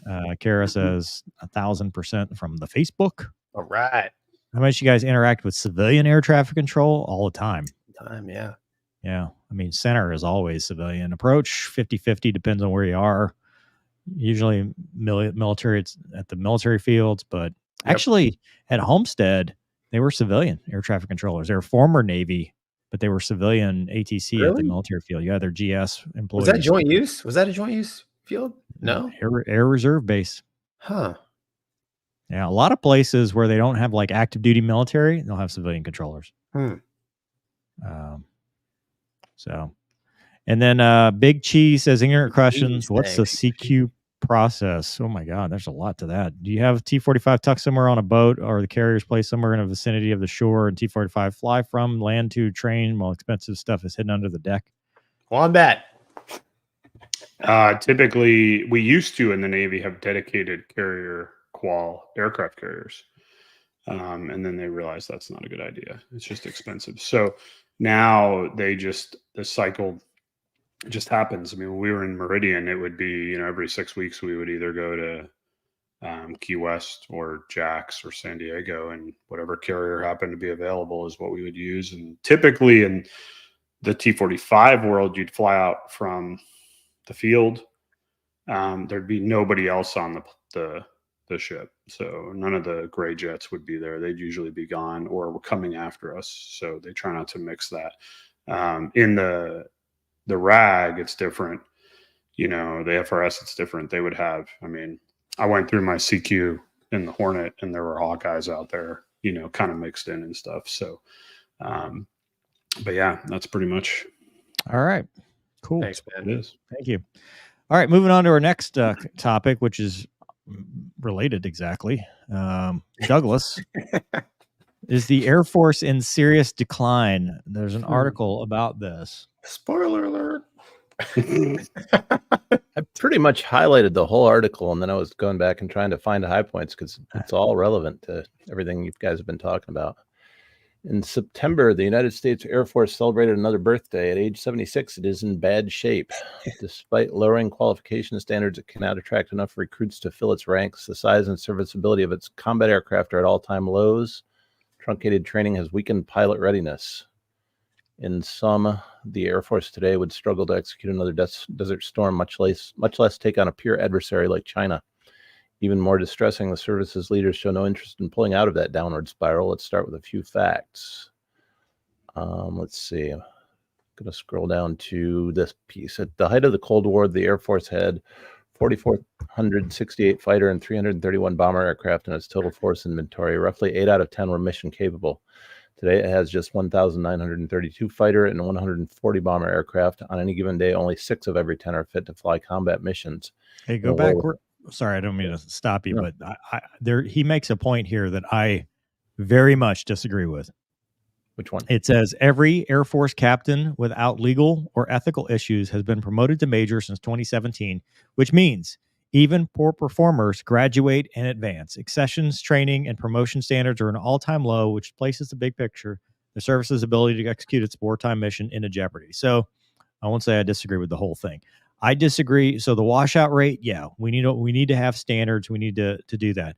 But promotion, I disagree with that. In fact, I don't know about the numbers about promoted to major, because I think now with SOS and stuff, the problem is the focus on how you get promoted is so out of whack. It should be automatic. It should be based on your job performance. It should not be based on, because what's the alternative, right? If he's saying that everyone without legal or ethical issues has been promoted to major, what do you mean poor performers and low standards? Because the Air Force can't make up its mind as far as how you promote to 05, because sometimes it used to be a master's degree. Sometimes it used to be PME and a master's degree, or just PME. Like they keep screening things, moving stuff around, and none of that has anything to do with leading men and women into war. It is irrelevant. But yet we focus on these stupid metrics, and anyway, go back to the article. I'm sorry, I just saw that and I'm like, yeah. I do agree though, the accessions as far as the training pipeline, the standards need to be held. Okay. Let's see. They were looking at sorties and hours. In the Cold War, it was 160 sorties, 200 hours a year. In 2022, Air Force fighter pilots averaged 74 sorties, 129 hours a year. Also averaged less than 2 or 3 missions. Simulator sorties are supposedly required to receive each month. And then they mentioned the Lancair report, which was a 1923 study, which documented the problems in what was then the Army Air Force. And just recently, there was a paper called Redefine Readiness or Lose, which said essentially the same things. So history may not repeat itself, but it rhymes a lot. That's pretty much the article. What was the flying hours? It says budgeted fewer than the... you highlighted it. A few hours in any year since its founding. Anyway, thanks, Doug. You bet. Gonky?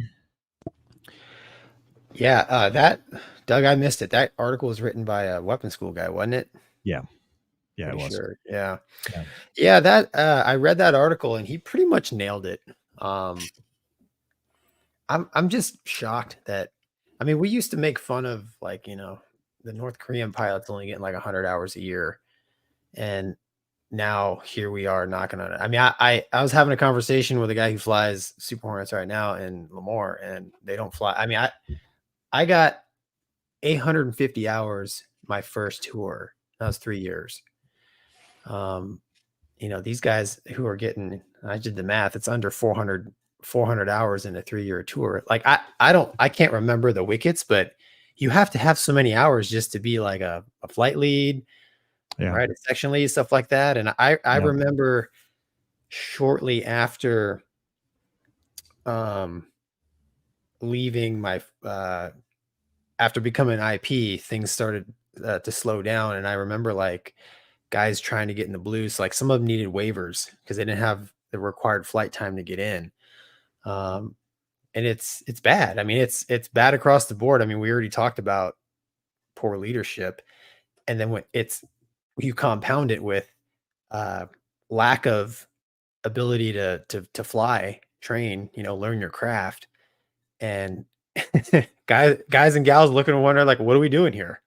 And it's really bad for morale. I mean, we had a saying in the Navy. It's like, man, squadrons it's not flying is a painful place to be, because you'll still have a 12-hour day. They'll find a way to fill that flight schedule with no flights, but just meetings, and we need to have training every day. I mean, just like, which is fine. You need that stuff, but at the end of the day, if you're a Navy or Air Force fighter pilot, your craft, the American taxpayer pays you to be, a well-trained pilot in whatever airplane that is, and that's not happening. I think that's my what I'm getting at when I was kind of anchored on the whole. Well, it's automatic promotion to major. It should be because it should be tough to fly the jet, because you should have high standards in the aircraft, and those high standards in the aircraft should keep you at the top of your game. You should be flying a lot. You should have a lot of jets to fly, and that's the other part too, Gonky. I mean, we've had. So if you take out the F-35, which there aren't a lot of, and you take out the F-22, which especially not a lot of those, we have an old fleet of aircraft. I mean, the dudes that were flying in the 80s, and even to some, a lot in the 70s and stuff. I mean, dude, they were getting rid of aircraft at like 6 years, 8 years, 6 to 9 years, and going to something new, not 30. Well, the other thing is dude, those airplanes that we have from the 80s that we're still flying, we've spent 20 years blowing holes in the sand, just beating the crap out of them. I mean, yes. Yeah. But that's what I'm saying. So we're not flying. We shut down assembly lines. We're not flying new jets and giving these war fighters, hey, here's our latest and greatest. Be proud that we're flying new stuff, not hand-me-down stuff. We're going out and we're giving you the latest technology. Now, granted, technology is still advancing. There's still a lot of stuff, that obviously we don't know about that they're getting, but you can't deny the fact that we're flying a lot of old airframes. And old airframes, it was the same thing with the F-22, right? The older block. I mean, cold day and the whole ramp is like a war zone because nobody can get cranked. And that's what happens when you don't keep producing, when you give in to the idea that it takes 20 years to get a new aircraft up and running. I mean, holy crap, dude. You should be able to do it in 5. Like, from clean sheet design to hitting the first flight line with the first delivery, you should be able to do it in 5 years. And give them new advanced equipment, because it goes back to the pride and purpose. I mean, if you can never fly because it's always broken. Yeah. So the Navy had a little bit of a different problem. So, the leaders 20 years, 30 years ago, they did do a good thing by putting their eggs in the Super Hornet basket, in my opinion. I mean, you can argue all day, like, it could be faster, more thrust. But it's old now. It is old now, but they're still making it. So, are we buying it?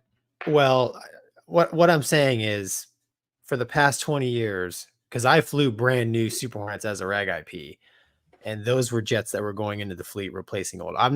But the problem the Navy had was they didn't have, like, for a long time, like, hey, this squadron's going on deployment. They took all the AT FLIRs, they took all the, so like they took all the flying money, right? So yeah, you're at home with your brand new jet, but there's no money for you to fly. There's no AT FLIRs for you to train, right? So I mean, it's the same problem. Just it's a lack of resources. I think it's the same thing. It's the lack of resources, whether it's the airplane or the money to fly it, right? Yeah, but also these airplanes they're worn out. Yeah, that's true. I mean, dude, if you've got like I remember a 12 turn 10, and we didn't have enough pilots to fly that much. You know, we're ops canceling because we're like, we can't fly all of this, versus a 4 turn 2. So, you know, 4 in the morning, 2 in the afternoon, and no spare. And, you know, love or the one turn 1. Yeah. Or 1v0 times, you know, 1 turn 1. Yeah. Dude, it's not good for training because you don't have the large force exercise. You're not getting enough airplanes up. You're not filling the squares. And that's part of we're not getting enough flying hours to successfully and safely accomplish the mission. And that goes back to are we focused on the right things? That's leadership. Kill people and break their things. That's all your whole job in life. Kill people and break their things. Find new ways to do that if you can, but kill people and break their things. Fly, fight, and win. That's the way it's always been, or it should be. Well, that's the way it should be. That's right. You're absolutely right, dude. 100%. Wombat, you're quiet. Why? He agrees. It's ridiculous, man. Like, we've ruined such a good thing. I mean, have you ever think back to flight school? And I would challenge anybody that's on the chat or that's in flight school right now, right? Different generation completely. Did any of the people that you knew, any of your bros, not want to fly? Everybody wanted to fly. Like, they loved it. That's why they joined. That's why they became pilots in the military. It didn't matter. I mean, to some degree, everybody wanted to fly fighters or whatever, but like, it didn't matter. Like, they just wanted to fly, like get airborne and fly and learn their craft. And now you've got guys that are flying 125 hours a year. Like, that's gee, barely I wonder. staying current. But Wombat, we're going to give them $600,000. Yeah, and they just have to sign their life away for another decade plus, and it's going to ruin more families, more divorces. Their kids aren't going to know them. But I don't know why this isn't fixing the problem. And it's like, 'cause you're not even letting them do the damn job they signed up to do. And the leadership is so dumb that they can't see that, because the people that get promoted, for the most part, and again, Mover, I'm not saying your buddies that you named, because we all have those one-offs. The problem is when we joined, the one-offs were the ones that were poor leaders. And now the one-offs are the ones you brought up. And the typical leader in the military now, never wanted to fly. They just wanted to climb the ladder. And now they're at the top of the ladder, and they just go back to what they knew. And they're like, man, the jet's uncomfortable. Like, they want me to do things in it. I got to pull G's. It's sweaty. My office is air conditioned. There's a masseuse, right? Like, so that's the problem, is you have people leading a job that they never wanted to do in the first place. They used it as a stepping stone to get to their status of where they're at. And you can't take, and I've said this before, but you can't take aviators. I wouldn't even put this as fighter pilots, although it's obviously a little bit more. But aviators in the military, you can't treat them any different than you could treat Navy SEALs. You take a group of Navy SEALs, you put them through buds, right? And then you go, you know what? Go sit on the couch. How long do you think it's going to take before they just tear that place down? They were trained to be a fighting element. I don't care what aircraft you're in. They were trained to do a mission and to go out there and do it to the best of their ability. And you tell them to go sit down and wait because we don't have the flight hours. The jets are broken. Well, you know, we got to do this sensitivity training. I mean, massages don't happen themselves. So now you've got to make sure you're treating the masseuse right. Because if we say the wrong thing, we might offend the enemy that our job is to blow their stuff up and break their things. It's all wrong. It's completely wrong. And the only way it's going to get right is if people stop being afraid of saying the wrong thing to the wrong person. But that can't happen now because you have such a big military structure that you say the wrong thing and you're done. So that person moves out and they go become an airline pilot because they're like, screw this, there's more money over there. Like, I'll laugh at your $600K in 12 years. See you later. Or they go be a lawyer, or they go be, that's the thing is, you know, did you ever notice that pilots in the military don't just go be pilots somewhere else? And even the ones that do, and they go to the airlines, they always have something else. Like, they're not stupid people. They're hardworking people, but you have throttled them so badly in the mission that that's all they wanted to do in flight school. But people forget that. Yep. So fix your leadership. And that doesn't get fixed by throwing money at it. It gets fixed by people above them holding them accountable. They're not doing it. Yep. But they'll hold you accountable if you fart wrong in the plane. Oh boy, you're done, man. Right? Yes. But you can have a leader that's higher up and is completely unethical and is all about their status and is using that in their own thing, right? No, he's fine. It's fine. He's made that level. He's earned it. I've heard that.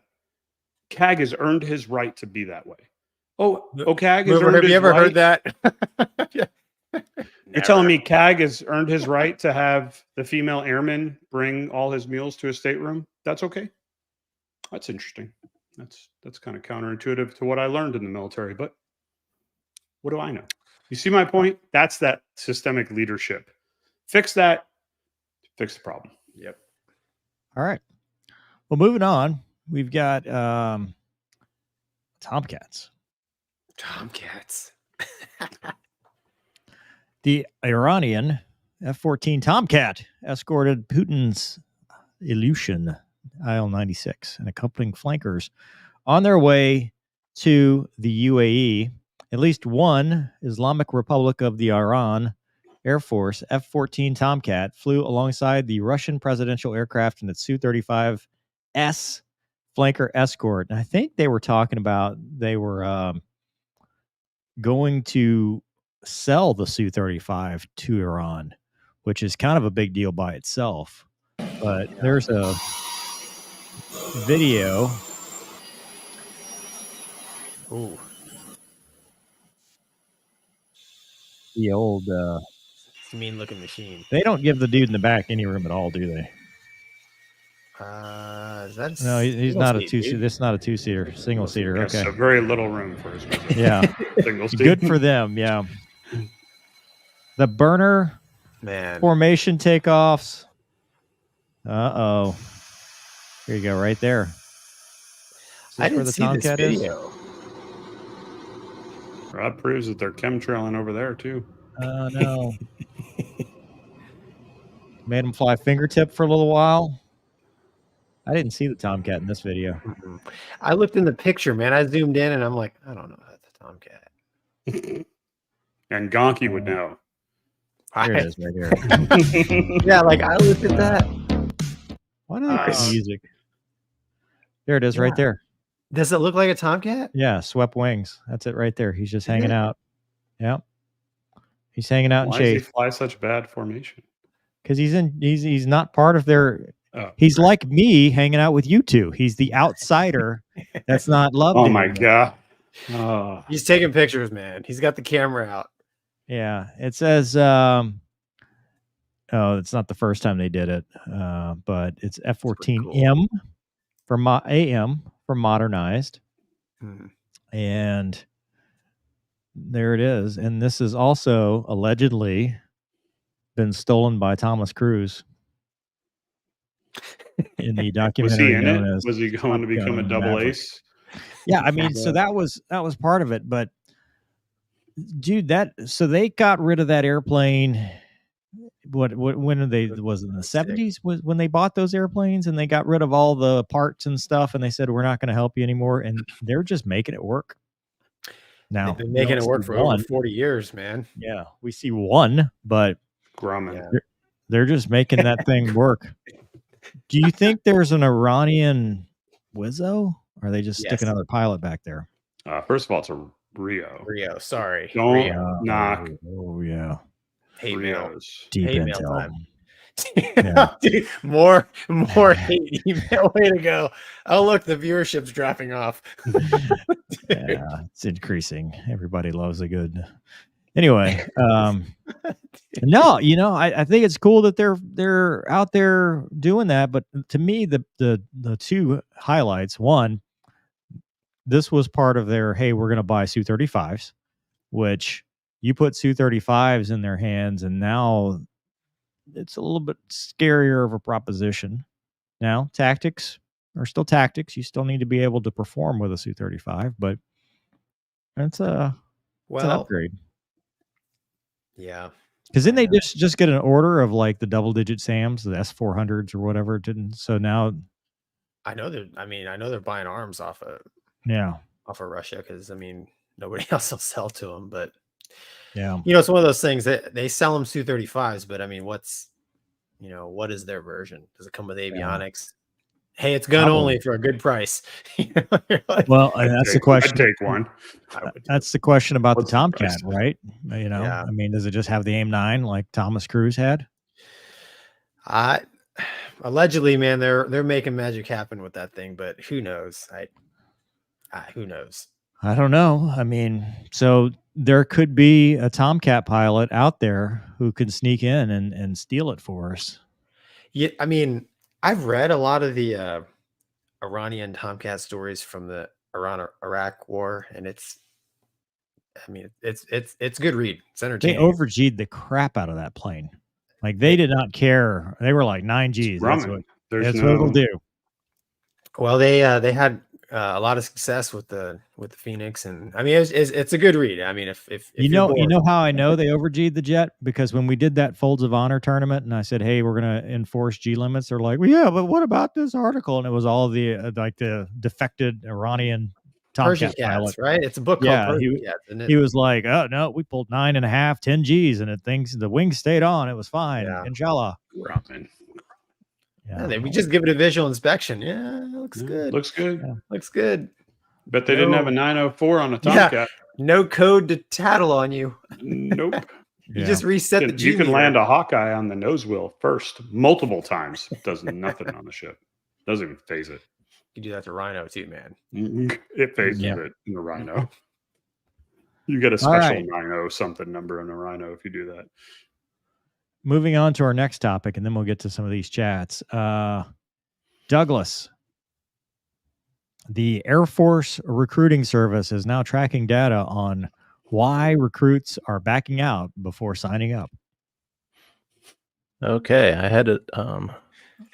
Wait, there we go. Got it. I was looking at the wrong article while you guys were talking.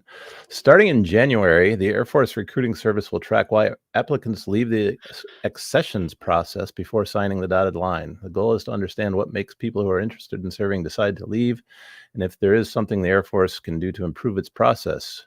We currently only anecdotal data that says why someone leaves the process, an AFRS spokesperson told Air and Space Forces magazine. This will require the recruiter to go in and annotate a specific reason why someone is stopping the process. One person keen to see the resulting data is Senator Elizabeth Warren, chair of the Senate Armed Services Committee's Subcommittee on Personnel. She cited military data showing that 1 of every 6 recruits need a medical waiver in fiscal 2022. Getting through a review could add 70 or more days to the applications process for Army recruits, she said. It's an even bigger problem if all that red tape is causing some healthy applicants to drop out of the recruitment process altogether. The Department of Defense Inspector General reached a similar conclusion in a May 17th report when they noted that the time that it takes to get waivers can affect whether an applicant remains in the accession pipeline. Understanding these barriers to entering military service is integral to inclusion.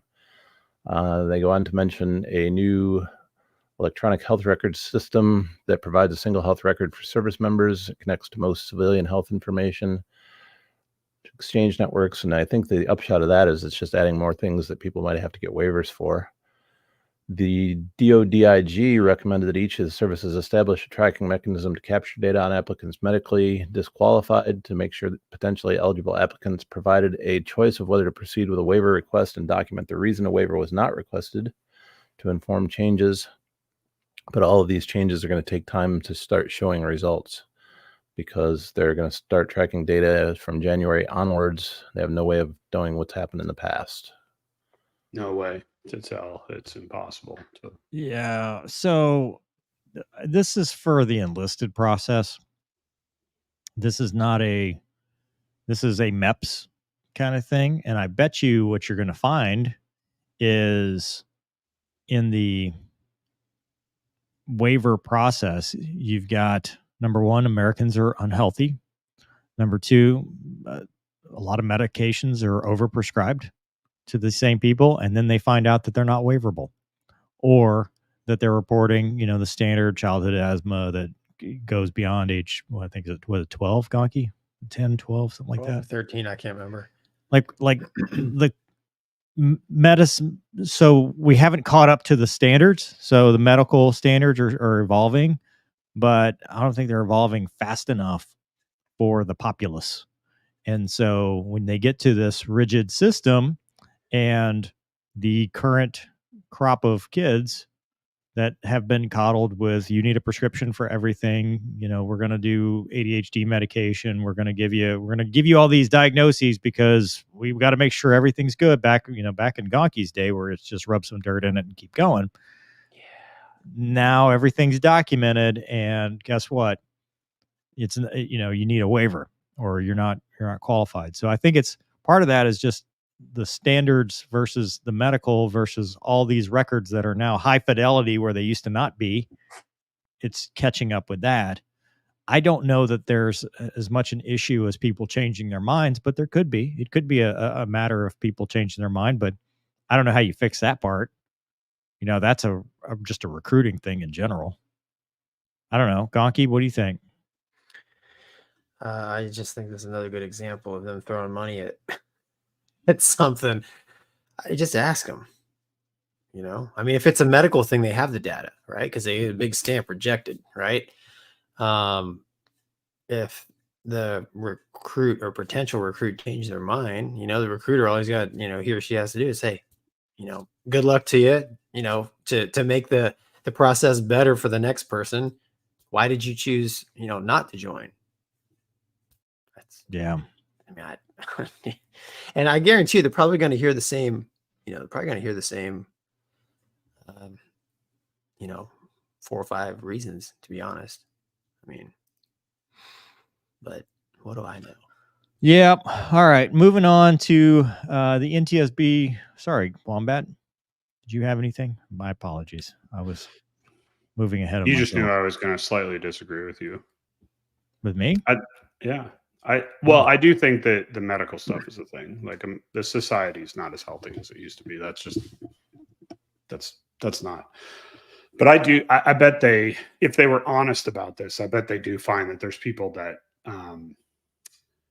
that do change their mind. And the reason I bet they see that is because, the generation of kids, you look at 17, 18, 19, 20-year-olds today, like they're not stupid, right? As much as I want to play the get off my lawn, millennials or whatever the hell they are now, they're not dumb. They're locked in to so much knowledge on this one thing that we never had, right? So when they are excited, they're going to join the military, whatever their branches they want to go do, they've done the research, they know how to get there, and then they hit this wall of bureaucracy and red tape of, one time you said that you got the sniffles, and we just have to go through a 13-month process to make sure that wasn't chronic asthma that's going to stop you from pushing papers at a desk in Afghanistan one day. So just hold up, just stay right here. These people are like, this is dumb. I'm out. I don't need to do this anymore. And I think there is some validity to that. I mean, as much as we don't want to give the next generation a lot of credit, they're not stupid. They're hardworking and they know. I mean, they have more knowledge from birth than we probably have combined with phone. I mean, dude, think about it. Like when you were a kid, you had encyclopedias at your house, right? Like you literally had humble brag here, rich kid. I had 2 sets of encyclopedias. So, but you had encyclopedias. We had one. I had one encyclopedia. It's the one that you're like, here you go. You can buy the rest of the set. And that's all we had. But if you think about it, like that told you everything you needed to know about whatever topic, right? Like if you wanted to look up, that's true, whatever it is, like whatever the topic was, like I want to look up Allen head wrenches, and you look it up in there, whatever paragraph it said on that is all you got to know about Allen head wrenches. Nowadays, a kid could go online and learn everything there is about it. So they're not stupid, but they hit this bureaucracy that we've all lived through. And they're like, dude, I got options. I don't need to be over here. So I'm going to go ahead and bail. You guys do you. I was really excited. I was ready to go. But then I saw what it was really like. So thanks. Valid. Valid. I agree. Right. That's valid. All right. Non-military topic. Ruh-roh. The Lancair mishap. We've got the preliminary. I've got it, Douglas. I can remember how to share that whole screen. We've got the preliminary report for that. And the NTSB preliminary report paints a complex picture. It was an LX7, by the way. So I guess the difference, even though the registration said 4PT, that they had changed the wing or something. So anyway, it was about 250 miles west of Abilene when the pilot told the NTSB a door seal failed, causing a loss of cabin pressure. He told ATC he was descending down to 10,000 feet to avoid hypoxia, and he and his passenger continued toward T-31, which is Arrow County Airport near McKinney, Texas. He reported no further anomalies with aircraft systems until about 5 minutes after establishing cruise at 10K. He said a prop RPM caution light appeared. Things are not going well. After reducing the RPM slightly, the warning light extinguished. As he approached the destination airport, he advised ATC he was unfamiliar with T-31 and performed a touch and go to see the field. But on the subsequent downwind leg to runway 17, he told the NTSB the throttle lever ball came off in his hand, and he handed it to his passenger. He continued his landing approach at idle power. At this point, his account diverges from the observations of the airport manager. He said he touched down in the first 500 feet of the 4,300-foot runway, and shortly thereafter hit the brakes gently while unsuccessfully trying to shift the prop into reverse thrust, aka beta. The manager said the airplane was about halfway down the runway when it touched down, followed by 3 seconds later by smoke from the tires. The report reads, according to the T-31 airport manager who examined the runway surface after the accident, the first visible tire skid marks were about 200 feet past the halfway point of the runway. Skid marks remained visible for about 1,300 feet until it departed the end. As the witness video showed, the aircraft overran the runway, crashed through a perimeter fence, and skidded onto the adjoining road where a motorist crashed into the cowling and right wing. Neither pilot nor passenger was injured. The motorist sustained minor injuries. Both the aircraft and automobile were substantially damaged. So do we think there's some aeronautical decision-making stuff happening here, Gonky? Yeah. I mean, maybe he couldn't get it into beta or whatever because the handle fell off in his hand. We've all been there, right? I've owned an experimental, and that's the kind of stuff that happens, right? Where the knob comes off or the, something, because they're home built. These I don't know. I mean, how's it made? So like, does he just go past idle? Does he go past idle into like reverse? And that's it right there. So you see the red, he would have to bring it. Oh, okay. So it's just like putting it in reverse. I gotcha. Okay. So the knob is gone, but the handle's still there. So man, I don't know. It's so easy to armchair quarterback, but yeah, it sounds like he kind of did like an SFO, because it said he did the rest of the landing approach at idle. So he kind of did this low level flame out pattern. Probably had a little bit excess energy, which is good, but then it's a 4,000-foot runway. Yeah. I know some people are like, well, hey, how come he didn't divert? Which I agree with in some ways, because once he got the RPM caution light, which again, I don't know this aircraft, so I don't know, but I'm thinking, hey, I'm not going to go to an unfamiliar field where I have to go do a touch and go to practice. I'm going to go to something with a longer runway with emergency services and fire equipment and stuff like that, because this has already been a bad day. But like you said, hindsight's 2020. This is different. This is, he could have been like, okay, all the bad stuff's behind me, which is a horrible way to think, but I understand it. He could have been like, well, okay, pressurization, I'm gonna have to get looked at, and prop RPM, but it recovered. Okay, fine. And then once the thing's in idle, I don't know what you do at that point. I mean, having multiple issues like that, I mean, he's probably like, what the heck is going on here? Like, what is actually happening? Pressurization issue. The handle came off my hand. Why can't this thing stop? I mean, yeah, I don't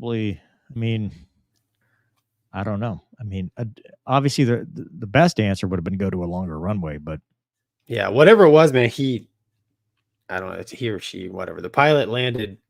I mean, it says in the report, right? This first skid marks were just past the halfway point of the runway. So he landed long.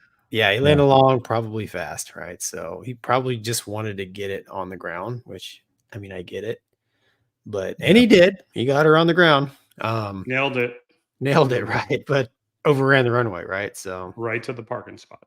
Right. Right. Yeah. It's tough. There'll be more. I mean, obviously more will yeah. come out of it, but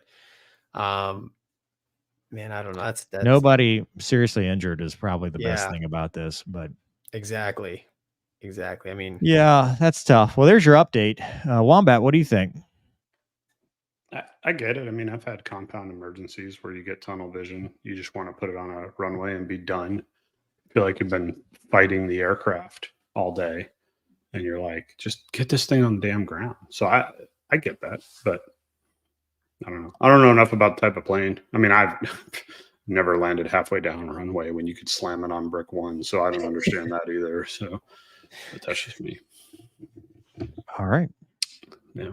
Well, thank you for that. Moving on to we got one more before we get to Wombat's time to shine. Oh boy. Hold on. I'm in a PIO here. Stink bug versus Mustang. Go to a longer runway, mover. Go to a longer runway. I'm having compound emergencies. So for whatever reason, this is a thing. A U.S. naval aviator explains why in air-to-air combat, a P-51 would toast an F-117 Nighthawk stink bug every day. It's the world's first operational stealth. We need skid. I It's know. the world's We need first skid on stealth here. operational aircraft. There were 64, first I'm flew gonna in ask him. 1981. Moreover, as we have already reported, the remaining F-117s conducted dissimilar air combat training missions with the U.S. Air Force assets. However, even though the reduced RCS and the black radar attenuating paint make it more suitable for DACT operations, the Nighthawk is not a dogfighting machine. The Nighthawk is a fighter in name only. Adam Damoud, former U.S. Navy EA-18G Growler pilot, explains on Quora. They should have asked. And this the is SWO. so. Let's go back to the Fox News thing. When you're getting quoted from the internet, it doesn't necessarily mean it's a good thing. Look at this thing. Let's break it down by control axis. Roll. The ailerons are way too small, but it's good for stealth. Yaw. Are you kidding me? The rudders are just barely enough to keep it pointed the right way, but it's good for stealth. Pitch. Probably the most important control a fighter needs. No horizontal stab, but it's good for stealth. P-51 versus Nighthawk. Damoud continues. Long story short, if this fighter went up against the P-51 Mustang, it would be toast. P-51 was an example of hyperbole. I purposely picked one of the oldest fighters most people know about to illustrate how bad F-117 would be in air-to-air combat. Gen 4 or higher aircraft would probably save their missiles for a harder target and just go to a gun's kill. I want to clarify my position. The F-117 is not a fighter, despite its F designation. That in absolutely no way detracts from what a marvel this aircraft was for its time. As a first-gen stealth aircraft built using slide rules and pocket calculators, it proved stealth a viable concept that performed even better than we had dreamt. But he continues, because of the lessons learned with the Have Blue program, we are now a full generation of aircraft ahead of potential adversaries, and I stick to my earlier prediction that a P-51 Mustang would mop the floor with a Nighthawk. Of course it would. Air-to-air combat is what it was designed for. So the comments, it had no capacity for a dogfight. It would be like putting a P-51 up against an Osprey. How about an F-35? Well, Gonky, what do you think about a Growler? I taught Growler dudes BFM. I was gonna make fun of if you don't take any BFM advice from a Growler guy. I'll just say that. Now that being said, I'll have to swallow my words a little bit for all you Growler types out there, but yeah, sorry. We have a good friend, Skid, who actually flew the F-117. I just asked him, I said, Skid, F-117 versus P-51, guns only, who wins? He said P-51.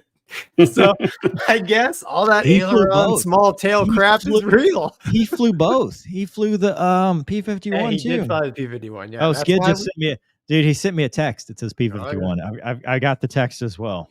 Oh yeah.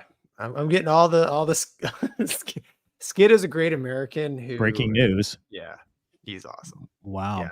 So even a Nighthawk pilot's like, P-51 is well, wouldn't you just do a boom and zoom with the F-117? Just you'd run away. Fight. Well, yeah, but if you're gonna fight, like if you you're don't have a gun, what are you gonna do? Pop your 9mm out the side? Like how are you? drop a GBU-24 on him? Like what are you going to do? Like we did in the T-38, right? Fake it. Pew, Pew, pew, pew, pew, right? pew, pew, pew. You would be dead. I got you. It's like playing Cowboys and Indians when you were kids. Oh, Gonky. Red, yellow light, sir. Can I not say that? No. You just absolutely not. You went from Fox News to canceled. Good thing this is your channel only and not mine. Wait a minute. Edit this out in post. They don't play that anymore? No, dude. Absolutely not. There is a DCS F-117 mod. Oh, we could try this out, Gonky. Just saying. No, Skid's got more. He said F-117 is negative gun. Well, okay, let's say, Skid, it had a gun. Then what? Would you boom and zoom it? I mean, because it's just like a jet. Right? Yeah, it's like it's a jet, dude. It's faster. It can just run away. Skid, your tactics are questionable now that I'm thinking about it. Skid was the guy that went everywhere in mil power. He would get to the airspace and have like 3 minutes of fuel and then go out and go home because he was zeros and ones, man. It was all to the firewall or not. So canopy or no canopy, it does not matter. Yeah, he doesn't need that. So all right, we'll pass on this one because Lord knows. Who knows, right? But we do want to make fun of the Growler guy because we should. Because we should. Now, Skid has added the F-117 turns like Texas. There you go. It's those small tails like we talked about. Good for stealth. Good for stealth. It's good for stealth. All right. We are all now dumber from having. Yeah, we have now. Doug, can you pull up the Twitter one for Wombat while I go through some of these super chats that are numerous? Do you have that, sir? Okay. He's muted. Modman, how strange. Thank you. How strange is it going from being a military pilot where the only right answer is yes, sir? That's not true. You can get an LOR for just about anything that doesn't involve saying yes for that. To being an airline pilot with a union that allows you some pushback against your leadership. Does it though? They're called management. They're called management, which ironically, I think if you called some leaders managers, you'd probably be more equivalent. Yeah, I don't really see that it being. I don't know. I mean, there's things that are weird about being part of a union that took some getting used to. That's for sure. But I think a lot of it is there's protection there too. That as long as you do your job right, you're just do your job right. They got your back. I don't know. All right. Well, thank you for that. Aaron says, Wombat, I just got your hardcover books for your website. Just started Treason Flight. It's really good. Rattler definitely sounds familiar after watching this channel. I don't know what you mean. Bailey says, what's one nation or airframe y'all wish you could have trained with and against? I don't care. Australia. That'd be fun to fly with. Margot Robbie, of course. Yeah. Dude, I'd love to be a Russian, fly some Russian stuff. Just something totally different. That'd be awesome. To train with Margot Robbie. Who? Defensive tactics. Yeah. Jiu-jitsu. Careful. They might be defensive. Tom says, nobody wants to work for self-centered D-bags that will ruin your career if you look at them the wrong. I ETS'd after 10 years. RIP. There you go. Yeah. What does ETS stand for in the non-Navy? Something time of service. Ended. Exited. No, ended. It's existential. Endured. James says, is it just me or does Gonky look like a clean-shaven version of Steve-O? Go Army, beat Navy. That's funny. Okay. He's only saying that because he's as broken as Steve-O. Why Air Force doesn't play football? They do play football. Yeah. Why always Army? Play a lot of golf too. Yeah. Pickleball. Bob Smith says lack of resources, poor leadership, and a chance of failing a big conflict, yet the mill budget as a percent overall higher than it's ever been. Depressing. It's weird time. Yeah, we're in a weird. Garrett says, what's your opinion on the Osprey getting grounded? Well, if it's not flying safely, it's a good idea. Yeah, find out what's wrong so it doesn't kill anybody else. You know what I mean? It's not, we're not saying it's a bad airplane. I mean, it's just got to fix it. Yeah. Zippers forever with the awesome doggo. 1980s, 20 to 40, A6 and F-14 in every range every time. Now it's often a 4-ship, meaningful attack PJ tack, have a hard time mastering talk-ons and let alone lasing. Not only that, but they're downsizing JTACs, and then Middle East is flaring up again. So it's like, okay, well, we need those. Yep. John says, sorry, showed up late Thanks, today. John. Leadership is solving problems to make your team better and sharper. Leadership is solving problems. The day soldiers stop bringing you their problems is the day you have stopped leading them, Colin Powell. Nice. Yeah, thanks, John.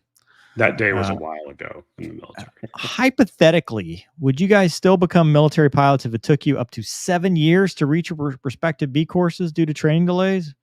What am I doing for those 7 years? 20-year-old Gonky, like whatever it took. That was my mentality. Yeah. So Yeah. I mean, I'm different now, obviously, because I'm a jaded old man. But Well, you don't 7 years. You don't even know if you have that long. Let's be honest. True. Speaking of Gonky, congrats. I heard Joe Rogan wants Gonky on for an episode. The real Hawkeye. That sounds about right, actually. Yeah. Sounds like Well, like it's something probably Gonky from his would lucrative stumble book into. deals. Yeah. Let's talk about your letters. So you're the one. John says, since you seem to be an old guy like me, World Book or Britannica? Britannica. Don't get all choked up there, Grandpa. Jeez. Big Cheese says, Jeez, Comrade Wombatov, question for you. Is it possible to miss the gear down position on A320? Looks like those folks in Russia who landed in the field did just that, thinking how it is possible. I have yet to do it. So All right. I've seen people do it in the simulator. It yells at you quite a bit if you get low. It's very annoying. You've seen it in the sim. Douglas, we've got a topic for Wombat. Oh boy. Look Wombat. at that beast. Analyze. What do you think, man? It doesn't have enough props. It's only got 6. I don't Somebody like brought that. a good point up. Why don't we just sell them ours and they can just see how bad it is? Because it's not bad. It's not bad. There you go, right there. It's really That was like the first comment. Just give it to them. Let them. not that plane. The E2 is not bad. It's fantastic. I mean, it's not great to fly, but for its mission, it's fantastic. What do you see wrong about that, man? Do you have that trained many Hawkeye props? pilot eye. Yeah. What do you see? Here? That's a Analyze it. 6 blade, so that's similar to I think the Hercs. We had 4 and 8 blade. Other than that, Is it the same number of tails? Did you have 4 of them? It does 4 tails, 3 of which are rudders. I can't tell based on What does the that picture. dome say in Chinese? I don't know. I don't. Is the dome in the right spot? Is it that far back? It looks a little bit further back, but that could just be. Is that intake on top for yeah. the blower? It's cooling. But you were Cooling there's, who? wow. The people? No, Dude, the dome. To cool the dome, dude. I you have a feel like lot of computers back there, dude. Like a you mini. need to forced air intake at 200. Yes. How many knots? We're talking 300 knots. Yes, you need to have it very cool back there, or else things get overheated and stop. So running. it's Will so it it's go a pretty 300 knots? accurate. Yeah, So it's a pretty accurate replica. looks pretty close. I mean, I agree. The dome does look a little bit further back, Far back, right? but I don't. That could just be. It's been a while, man. Would you want to fly it if it's green? No. I think they I started want out to as fly it green. if it was gray. To be honest with you, it's scary. Cagbird, no thanks. Nope. Nope, I'm good. That's actually what one of our planes looked like. It was so beat up, actually. So, It was green. love can it. we paint it? I think it was just moldy. Is all it was. Dude, when the new fighters come off the line, they're green. No Yeah, paint. but probably Chinese. Hawkeyes, too. I think they just leave them Yeah. green. Maybe. Maybe. Ones in Yeah, the leave them jungle. this color. I don't know. All right. Well, thank you for that exciting I'm really glad that I could breakdown. bring my expertise to that. All Thanks the for deep intel we've got. Zippers Forever says Rinka wants a Gronky and Wombat show. I'd watch it. that. Yeah, I'd watch that too. I'd watch it. Because Gronky Gronk. sounds like a smart dude. He's on Fox. Yeah.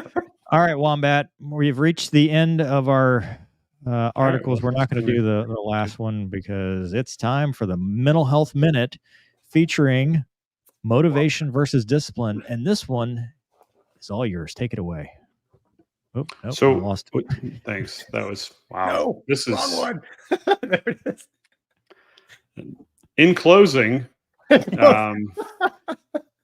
this is Not something very I was thinking disciplined. about Sorry. the other day. This gets probably, in my opinion, confused a lot. Right. So I watch a lot of things. I wouldn't say I listen to a lot of podcasts or stuff like that, other than this one. But when I'm working out, if you're doing some cardio, you're on a rowing machine for 20,000 meters, like you need something to stimulate the mind, or else you think about the fact that you're on a rowing machine that long and you want to not going anywhere. And so it's interesting because as my whole writing has kind of transpired from just fiction writing to now the whole never down, never out, and that whole thing, which we've talked about, so I won't belabor it here. I've kind of gotten more into being a student of this, of what makes people tick. What's the difference between somebody who's successful, not successful, etc. And this motivation discipline thing always comes up, and I think it's highly confused by people, and that's why I thought maybe it's worth talking about and getting your opinion on it. But you look at these people, these, and again, we go back to the social media, right? You look at the social media bigwigs, and they talk about all you need is discipline. Well, just have discipline, and you're good. Nobody without discipline ever accomplishes anything. And I laugh at those because I go, well, okay, if I have a goal and I had discipline, I would have already achieved the goal. So you telling me that I need discipline isn't helping me get any closer to my goal. But then the other side of the street is you have the motivational speakers, right? These are the cheerleaders out there that are like, just get up and feel good and put a smile on. And it's very rah-rah, and it gets old very quick because you're like, dude, that's not real life either, right? And I got to thinking about this the other day, and I thought to myself, I go, well, what have I used? And I realized it's actually both at different times. And if you have a conceptual grasp of that, I think that is what truly can make you successful in whatever you go after. So the analogy I thought of is this, because we're aviation, right? Think about it this way. And again, I'm open to this, but think about it this way. Most people know what a APU, auxiliary power unit, is, right? Small little engine that helps get the big engines going. Without it, you're not starting the motors, right? To me, that APU is that motivation. Okay. So you need that APU to power you up, that motivation to power you up to get you going. But it's never going to take you airborne. It's never enough to take you the distance. But if you do it enough, if you get on that train enough in the small little things in life, you eventually build this discipline. And over time, that discipline builds. And that is when you actually make traction, right? So if you think about it this way, you're sitting there, you have a goal in front of you. And you get on social media and you see this guy, Wombat, who posts about never down, never out, keep going, or it's Monday and you're motivated. And that gives you a little bit of energy to go out and do whatever it is. It doesn't matter what your goal is, right? Whether it's working out, whether it's, real estate, sales, race car driver, being the most fit, best looking Hawkeye author on social media. I don't know. There's a lot of different goals that you can go after, but you need that little boost kind of in small increments, but you need wins as well. And that's the thing that I don't think we piece together very well in this, is that I can go onto social media and Mover, you could be talking all day about how great your life is, and I'm happy for you. But eventually, like, I need a win, right? I need something to keep me going, or else it's just all wasted, right? It's all just fluff. And I never, ever get to that discipline.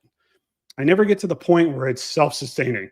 Excuse me. I never get to the point where the engines are running and I can shut the APU down. Don't need it anymore, right? But I've noticed in my life, I'm more at that point now. Today, I didn't need to go on and listen to somebody be a cheerleader for me to go do my workout. I just realized it was that time of the day and I had to get it done. Just had to go out there and knock it out, lift some weights, do some cardio. Felt great. So, but there was a transition there, right? It wasn't always that way, as you guys know.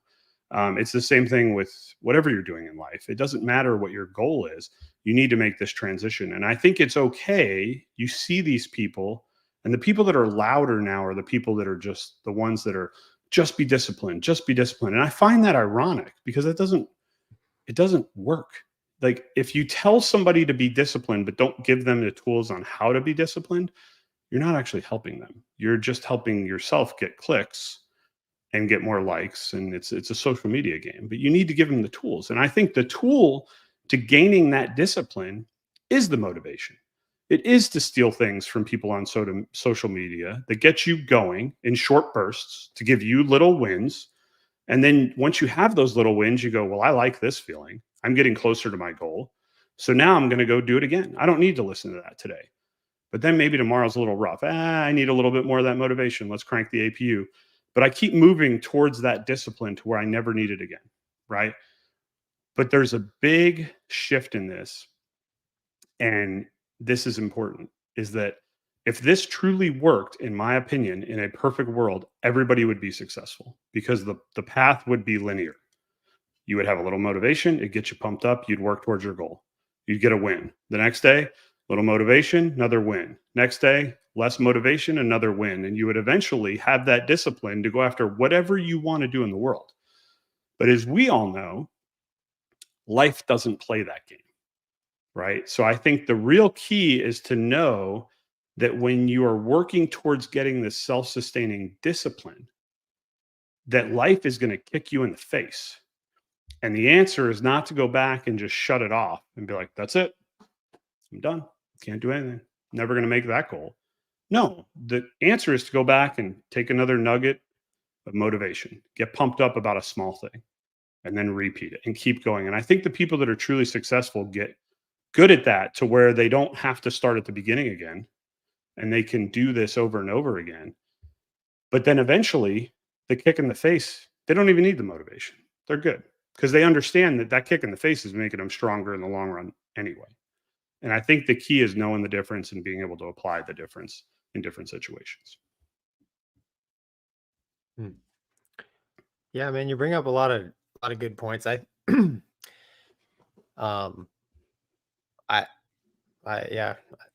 agree with how you're thinking about it. I think about it as the motivation is kind of like, what I want, the end goal. And then the discipline piece, how I think about it is, that is what that's my execution of what I'm going to do to get there. And you touched on a little bit, but what you're talking about of like getting some motivation, having the discipline to execute, right, to try to make it to your next goal, whatever it is. That's actually, I think, establishing habit patterns. So I can't remember what the number is, but if you if you do something for like 28 days straight, it becomes like a habit, right? That kind of thing. Kind of like you're talking about with working out, right? Like you didn't need any motivation today to do it because you've been doing it for so long. You're like, it's like brushing your teeth, right? So, oh my gosh, it's just something I got to do. And I think habits formed from being motivated, having the discipline to do what it takes to do whatever that is. And now your body's on autopilot, just executing these things all the time that used to require effort, motivation, and discipline to do. You get enough of those habits going. And I think that really, when I also like to study successful people too. And I think that that is a big part of a lot of people being successful, because you just look at what they do like every day and their habits are a lot different than most people. But Mover, what do you think? So I'm going to do the whole Gonky thing. You guys make some good points, and it's hard to add anything, but I will say, I don't know if this is a slight deviation from that, but I think discipline is what you need or what you have when you don't have motivation. And being able to, like the gym, right? You get motivated. A lot of people get motivated at the new year because they're like, new year, new me. I'm motivated. I'm going to make myself better. I'm going to be in the gym. And they do it. And then, they're not seeing the instant results. They're not getting the instant gratification. And then they lose that motivation and they stop going. But the disciplined people keep doing it even when it's hard. It's the fake it till you make it idea. It's the, I don't want to get up at 5 o'clock in the morning, but guess what? The work's got to get done.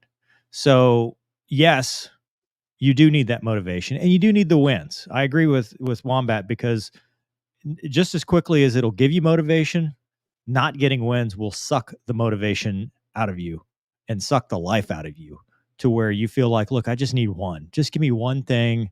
I need that. But the discipline to me comes in when things aren't going well, when things aren't exactly where you want them to be. It's I'm going to hunker down. I'm going to charge ahead, and I'm going to keep doing the habits that Gonky's talking about that will eventually push me through to the other side, because it's a storm. You talk about going through that storm. Well, what's the fastest way? Is it running away from it and having it overrun you? Is it hunkering down where you are, or is it pushing ahead to get to the other side? These are all different ways you can attack a problem, but the discipline to me is to go through that and do the hard stuff even when you don't want to. It's the getting up, it's the going to the gym, it's the writing when you don't want to write, it's the going to the range if that's what you're going to do, it's the training, it's all the stuff that you don't want to do, but especially as a young wingman, right? It's easy to go be like, hey, I'm a fighter pilot, this is awesome. The discipline when things aren't going well and you're the squadron snacko, the scheduler, you don't like that stuff, is getting in the vault. It's going and making yourself better at your trade, at your profession. And I think that applies to anything, especially if you're going towards a longer term goal. Making yourself do it sometimes is just, it's hard. It's not easy. If it were easy, anybody could do it. But I think and sometimes the discipline is motivating yourself and just making yourself believe it, even though it's not true. It's telling yourself, it's that positive mental attitude, even when things are not going well. Doug, I can't make your face big, so to speak, because you don't exist. So Doug, what do you think, man? I'm just a voice on the radio. I'm gonna take the same out you did. It's like you guys already covered all the good parts. I will go back to something Wombat mentioned, and that is my frustration when I frequently talk to people about different therapy techniques and different self-change techniques, is the number of techniques that are out there where it's just like you said, Wombat. Somebody says, hey, go do this and you'll be great. And I'm like, okay, where are the actual attainable goals that I can go do? I'd love to be like you, but I can't just be like you. So setting attainable goals and achieving them, that's discipline. The motivation, you can call somebody and have them jazz you up and hopefully it can get you excited again. You can look at the end goal, but it's the step-by-step process that is going to get you there. Showing up. Yeah, it's a little bit of grounding. You got to ground yourself in it's a minute. Yeah, sometimes you just have to break it down step by step, minute by minute, second by second, one foot in front of the other, because you get so far ahead of yourself. You're like, well, I got to do this and I got to do that. Then I got to get this and I got to do that. And it's like, hey, focus on the singular, how to get there. And that's that discipline. What do you say, mover? Near rocks, far rocks? Yeah. Near rocks, far rocks, check lead, check six. Yep. Oh, and it's true too. I mean, I get it a lot. People find out at work with, so I teach young kids, the writing, all this stuff. And they're like, how do you have the time? And it's like, well, discipline. I get up. I mean, that's what I do. Well, I mean, how early can you possibly get up? Like, well, I'll get up at 3:00 if I have to. I had somebody post the other day, it's like, man, Wombat's up at Jocko's time. And I was like, it ain't Jocko's time. This is my time, man. He's further west than me. I'm beating him, right? Like, I'm getting up. I got to get my thing done. It's good that he does that. That's cool that he does that. That's his thing. But it's like, this is my time where it's quiet. I can get stuff done and I can get ahead, and it's that discipline. But I think the problem that people have is they're like, well, like, how do you get to that point? Like, because I don't think people are inherently born with discipline. Like, I don't think my son has a genetic discipline in him. A lot of times he has quite the opposite, actually. And I think that's good too. He's bucking the system. He's learning his rules. And so at some point you have to go from like, I'm fired up because I want to be X. Cool. That's great. How are you going to get there? What are your steps to get there? It's going to suck. There's going to be things you have to do. I mean, if you think about it, we were all there, right? We watched a movie, something, Top Gun, Fly the Intruder, whatever it was, Iron Eagle, maybe. I'm just kidding. Nobody got motivated by that. But you watch this and you're like, man, I want to do that. And it's great. And then you go to flight school and you're me and you throw up on every flight. And it's the most debilitating thing in the world. And you're like, I can't do this. And it's just that constant of, I need the little wins. I need to stay motivated until I have the process down long enough to make it self-sustaining. And then once you do that, I don't think about getting airsick or flying anymore. That's a job. I do that. I don't get airsick, but I do that. So now what's the next goal I want to do? And as you pile these goals on top of each other, it doesn't get any easier. It's not like, oh, well, I've accomplished being a pilot. Fighter pilot, airline pilot, instructor, whatever you want to put on the tagline, but I also want to be an author. Oh, by the way, I want to be a husband and dad. And it's not like the more you add, the more time in the day you get. That doesn't exist. You know what I mean? It's like, remember the Arnold quote, which I'm sure you've heard, Gonky, of, where he talks about everybody has 24 hours in a day. Yeah. And somebody's like, well, I have to sleep 8. And he's like, man, just sleep a little faster. Yeah. It's like, you don't need that. And all of this is intertwined into people will start talking about becoming obsessed with things. Right. And in my mind, it all kind of works together, right? When you start getting that discipline to go after a goal you want, you become a little obsessed with it. And that's when the people that don't understand what you're doing start making comments like, dude, what do you do? Why are you getting up that early? What are you doing? And that's those people, they don't understand it. And they're trying to knock you down. They want to bring you back to their level, but the discipline's what keeps you going. You're like, I'm telling you right now, if you have a goal you're working for and people think you're crazy for it, you're one step closer to achieving that goal. That's just a fact. So that's building that discipline, in my opinion. All right. Like it. Free attacks. Anything else? Mm-hmm. Awesome. You got nice a couple. Wombat. Yeah, nicely done, my friend. You got a couple. Joe says, "Good evening, gents. I got a late start today, so I'm watching from the beginning.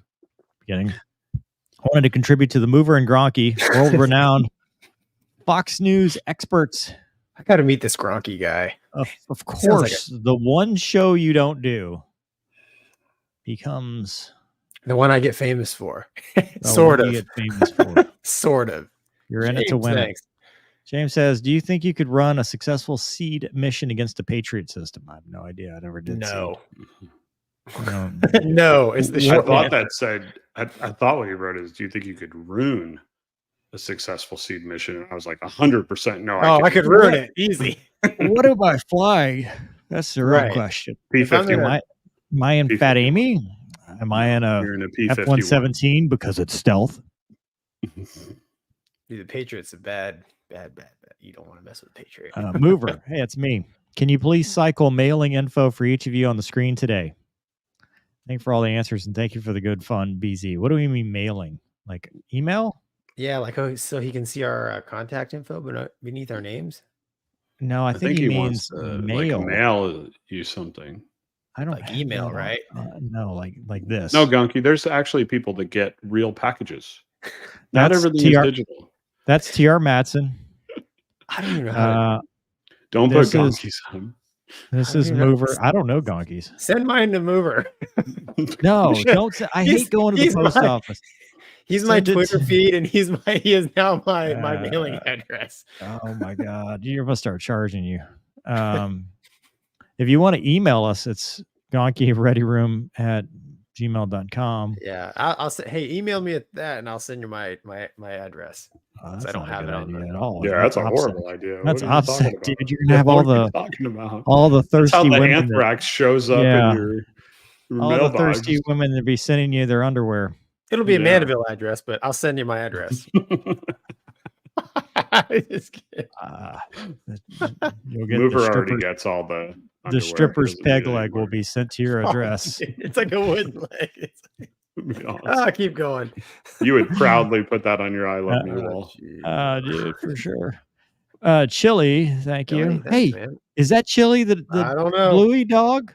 From the thing? That's a kangaroo, man. Could you be more specific? Chili, remember Bluey, the girl that we got the voicemail from? And I was like, it was Australia. Yeah. I think that's I think so. Think It's got an so? Australian kangaroo in the Yeah, maybe. and it's punching. Maybe. Anyway, As and she knows opposed to about an American kangaroo. Margot Yeah. Robbie. She says Margot grew up with the metric system. That's not a deal breaker, is it, Mover? As long as don't she think doesn't there's- name our kids metric. I don't think that there is a deal breaker for Mover. Everything's a deal breaker for Mover, No, potentially. I don't think there is. Not with her. Not with her. Oh, the fact that she's married is kind of a bigger deal breaker than anything. Like I said, I don't think there's a deal breaker for It's Mover. Slightly. I have morals, Wombat. Mm. L24. Thank you. L or EL? Hey, everyone. I love the podcast. As a recent appointee to USNA, what are your thoughts on the Congrats. Naval and Air Force Academy? Congratulations. You have to change your picture, though, because that's the Air Force Academy. Yeah. That's Yeah, right? well, The Rockies. None of us I mean, went to Naval Academy. No, it's awesome. You'll graduate with no debt, and you'll have A ring that you can you have knock a on ring. things That's right. and use to get people's attention on hard surfaces. Yeah, I mean, Oh my goodness. the no debt thing is a big deal. You don't. I mean, you come out of college, no debt, guaranteed job. At least for 2 years. At least for 2 years. I think it's a good thing, man. Don't squander the opportunity. Yep. Alyosha. Thank you. Alyosha. Keep kicking ass, you guys. Back pay. We're not the government. Yeah. And that is it. Thank We've reached the end of our broadcast. Another one in the books. Do you guys have anything to add before I hit the button? We don't. Thank you, everybody, for showing up, supporting the channel. Really appreciate it. It's fun to do. Thank you. Oh, we hey, got one more. Rattler 15 get you 15% off. There you yeah. go. Bye. Oh, hey. Oh, there it is. I am the one with the accent that makes you blokes crack up. Why did I not hear this? You must have not been on that show. Who was on No. that show? Was that the helicopter one? Was that when we No. did with Dave? No, it might have been Shanghai. Man. It might have Or been, might have you and been, I solo, just me and you. It might have been, yeah. I don't know, but I was distracted by that. Shocking. Of course you were, dude. I was distracted by that. You're like a blue car. 25.12 cheers. Thank you. Is that like you? Is that a marathon in metric? No. How much is a marathon? No. No. 26.2. Oh, Chili remembers. T-Bear was on. Oh, look at that. That's right. It was T-Bear. Yeah. Yeah. Oh, T-Bear. Wow. T-Bear. Well, thank you, Chili. Well, you know. Well, So anyway, 15% off.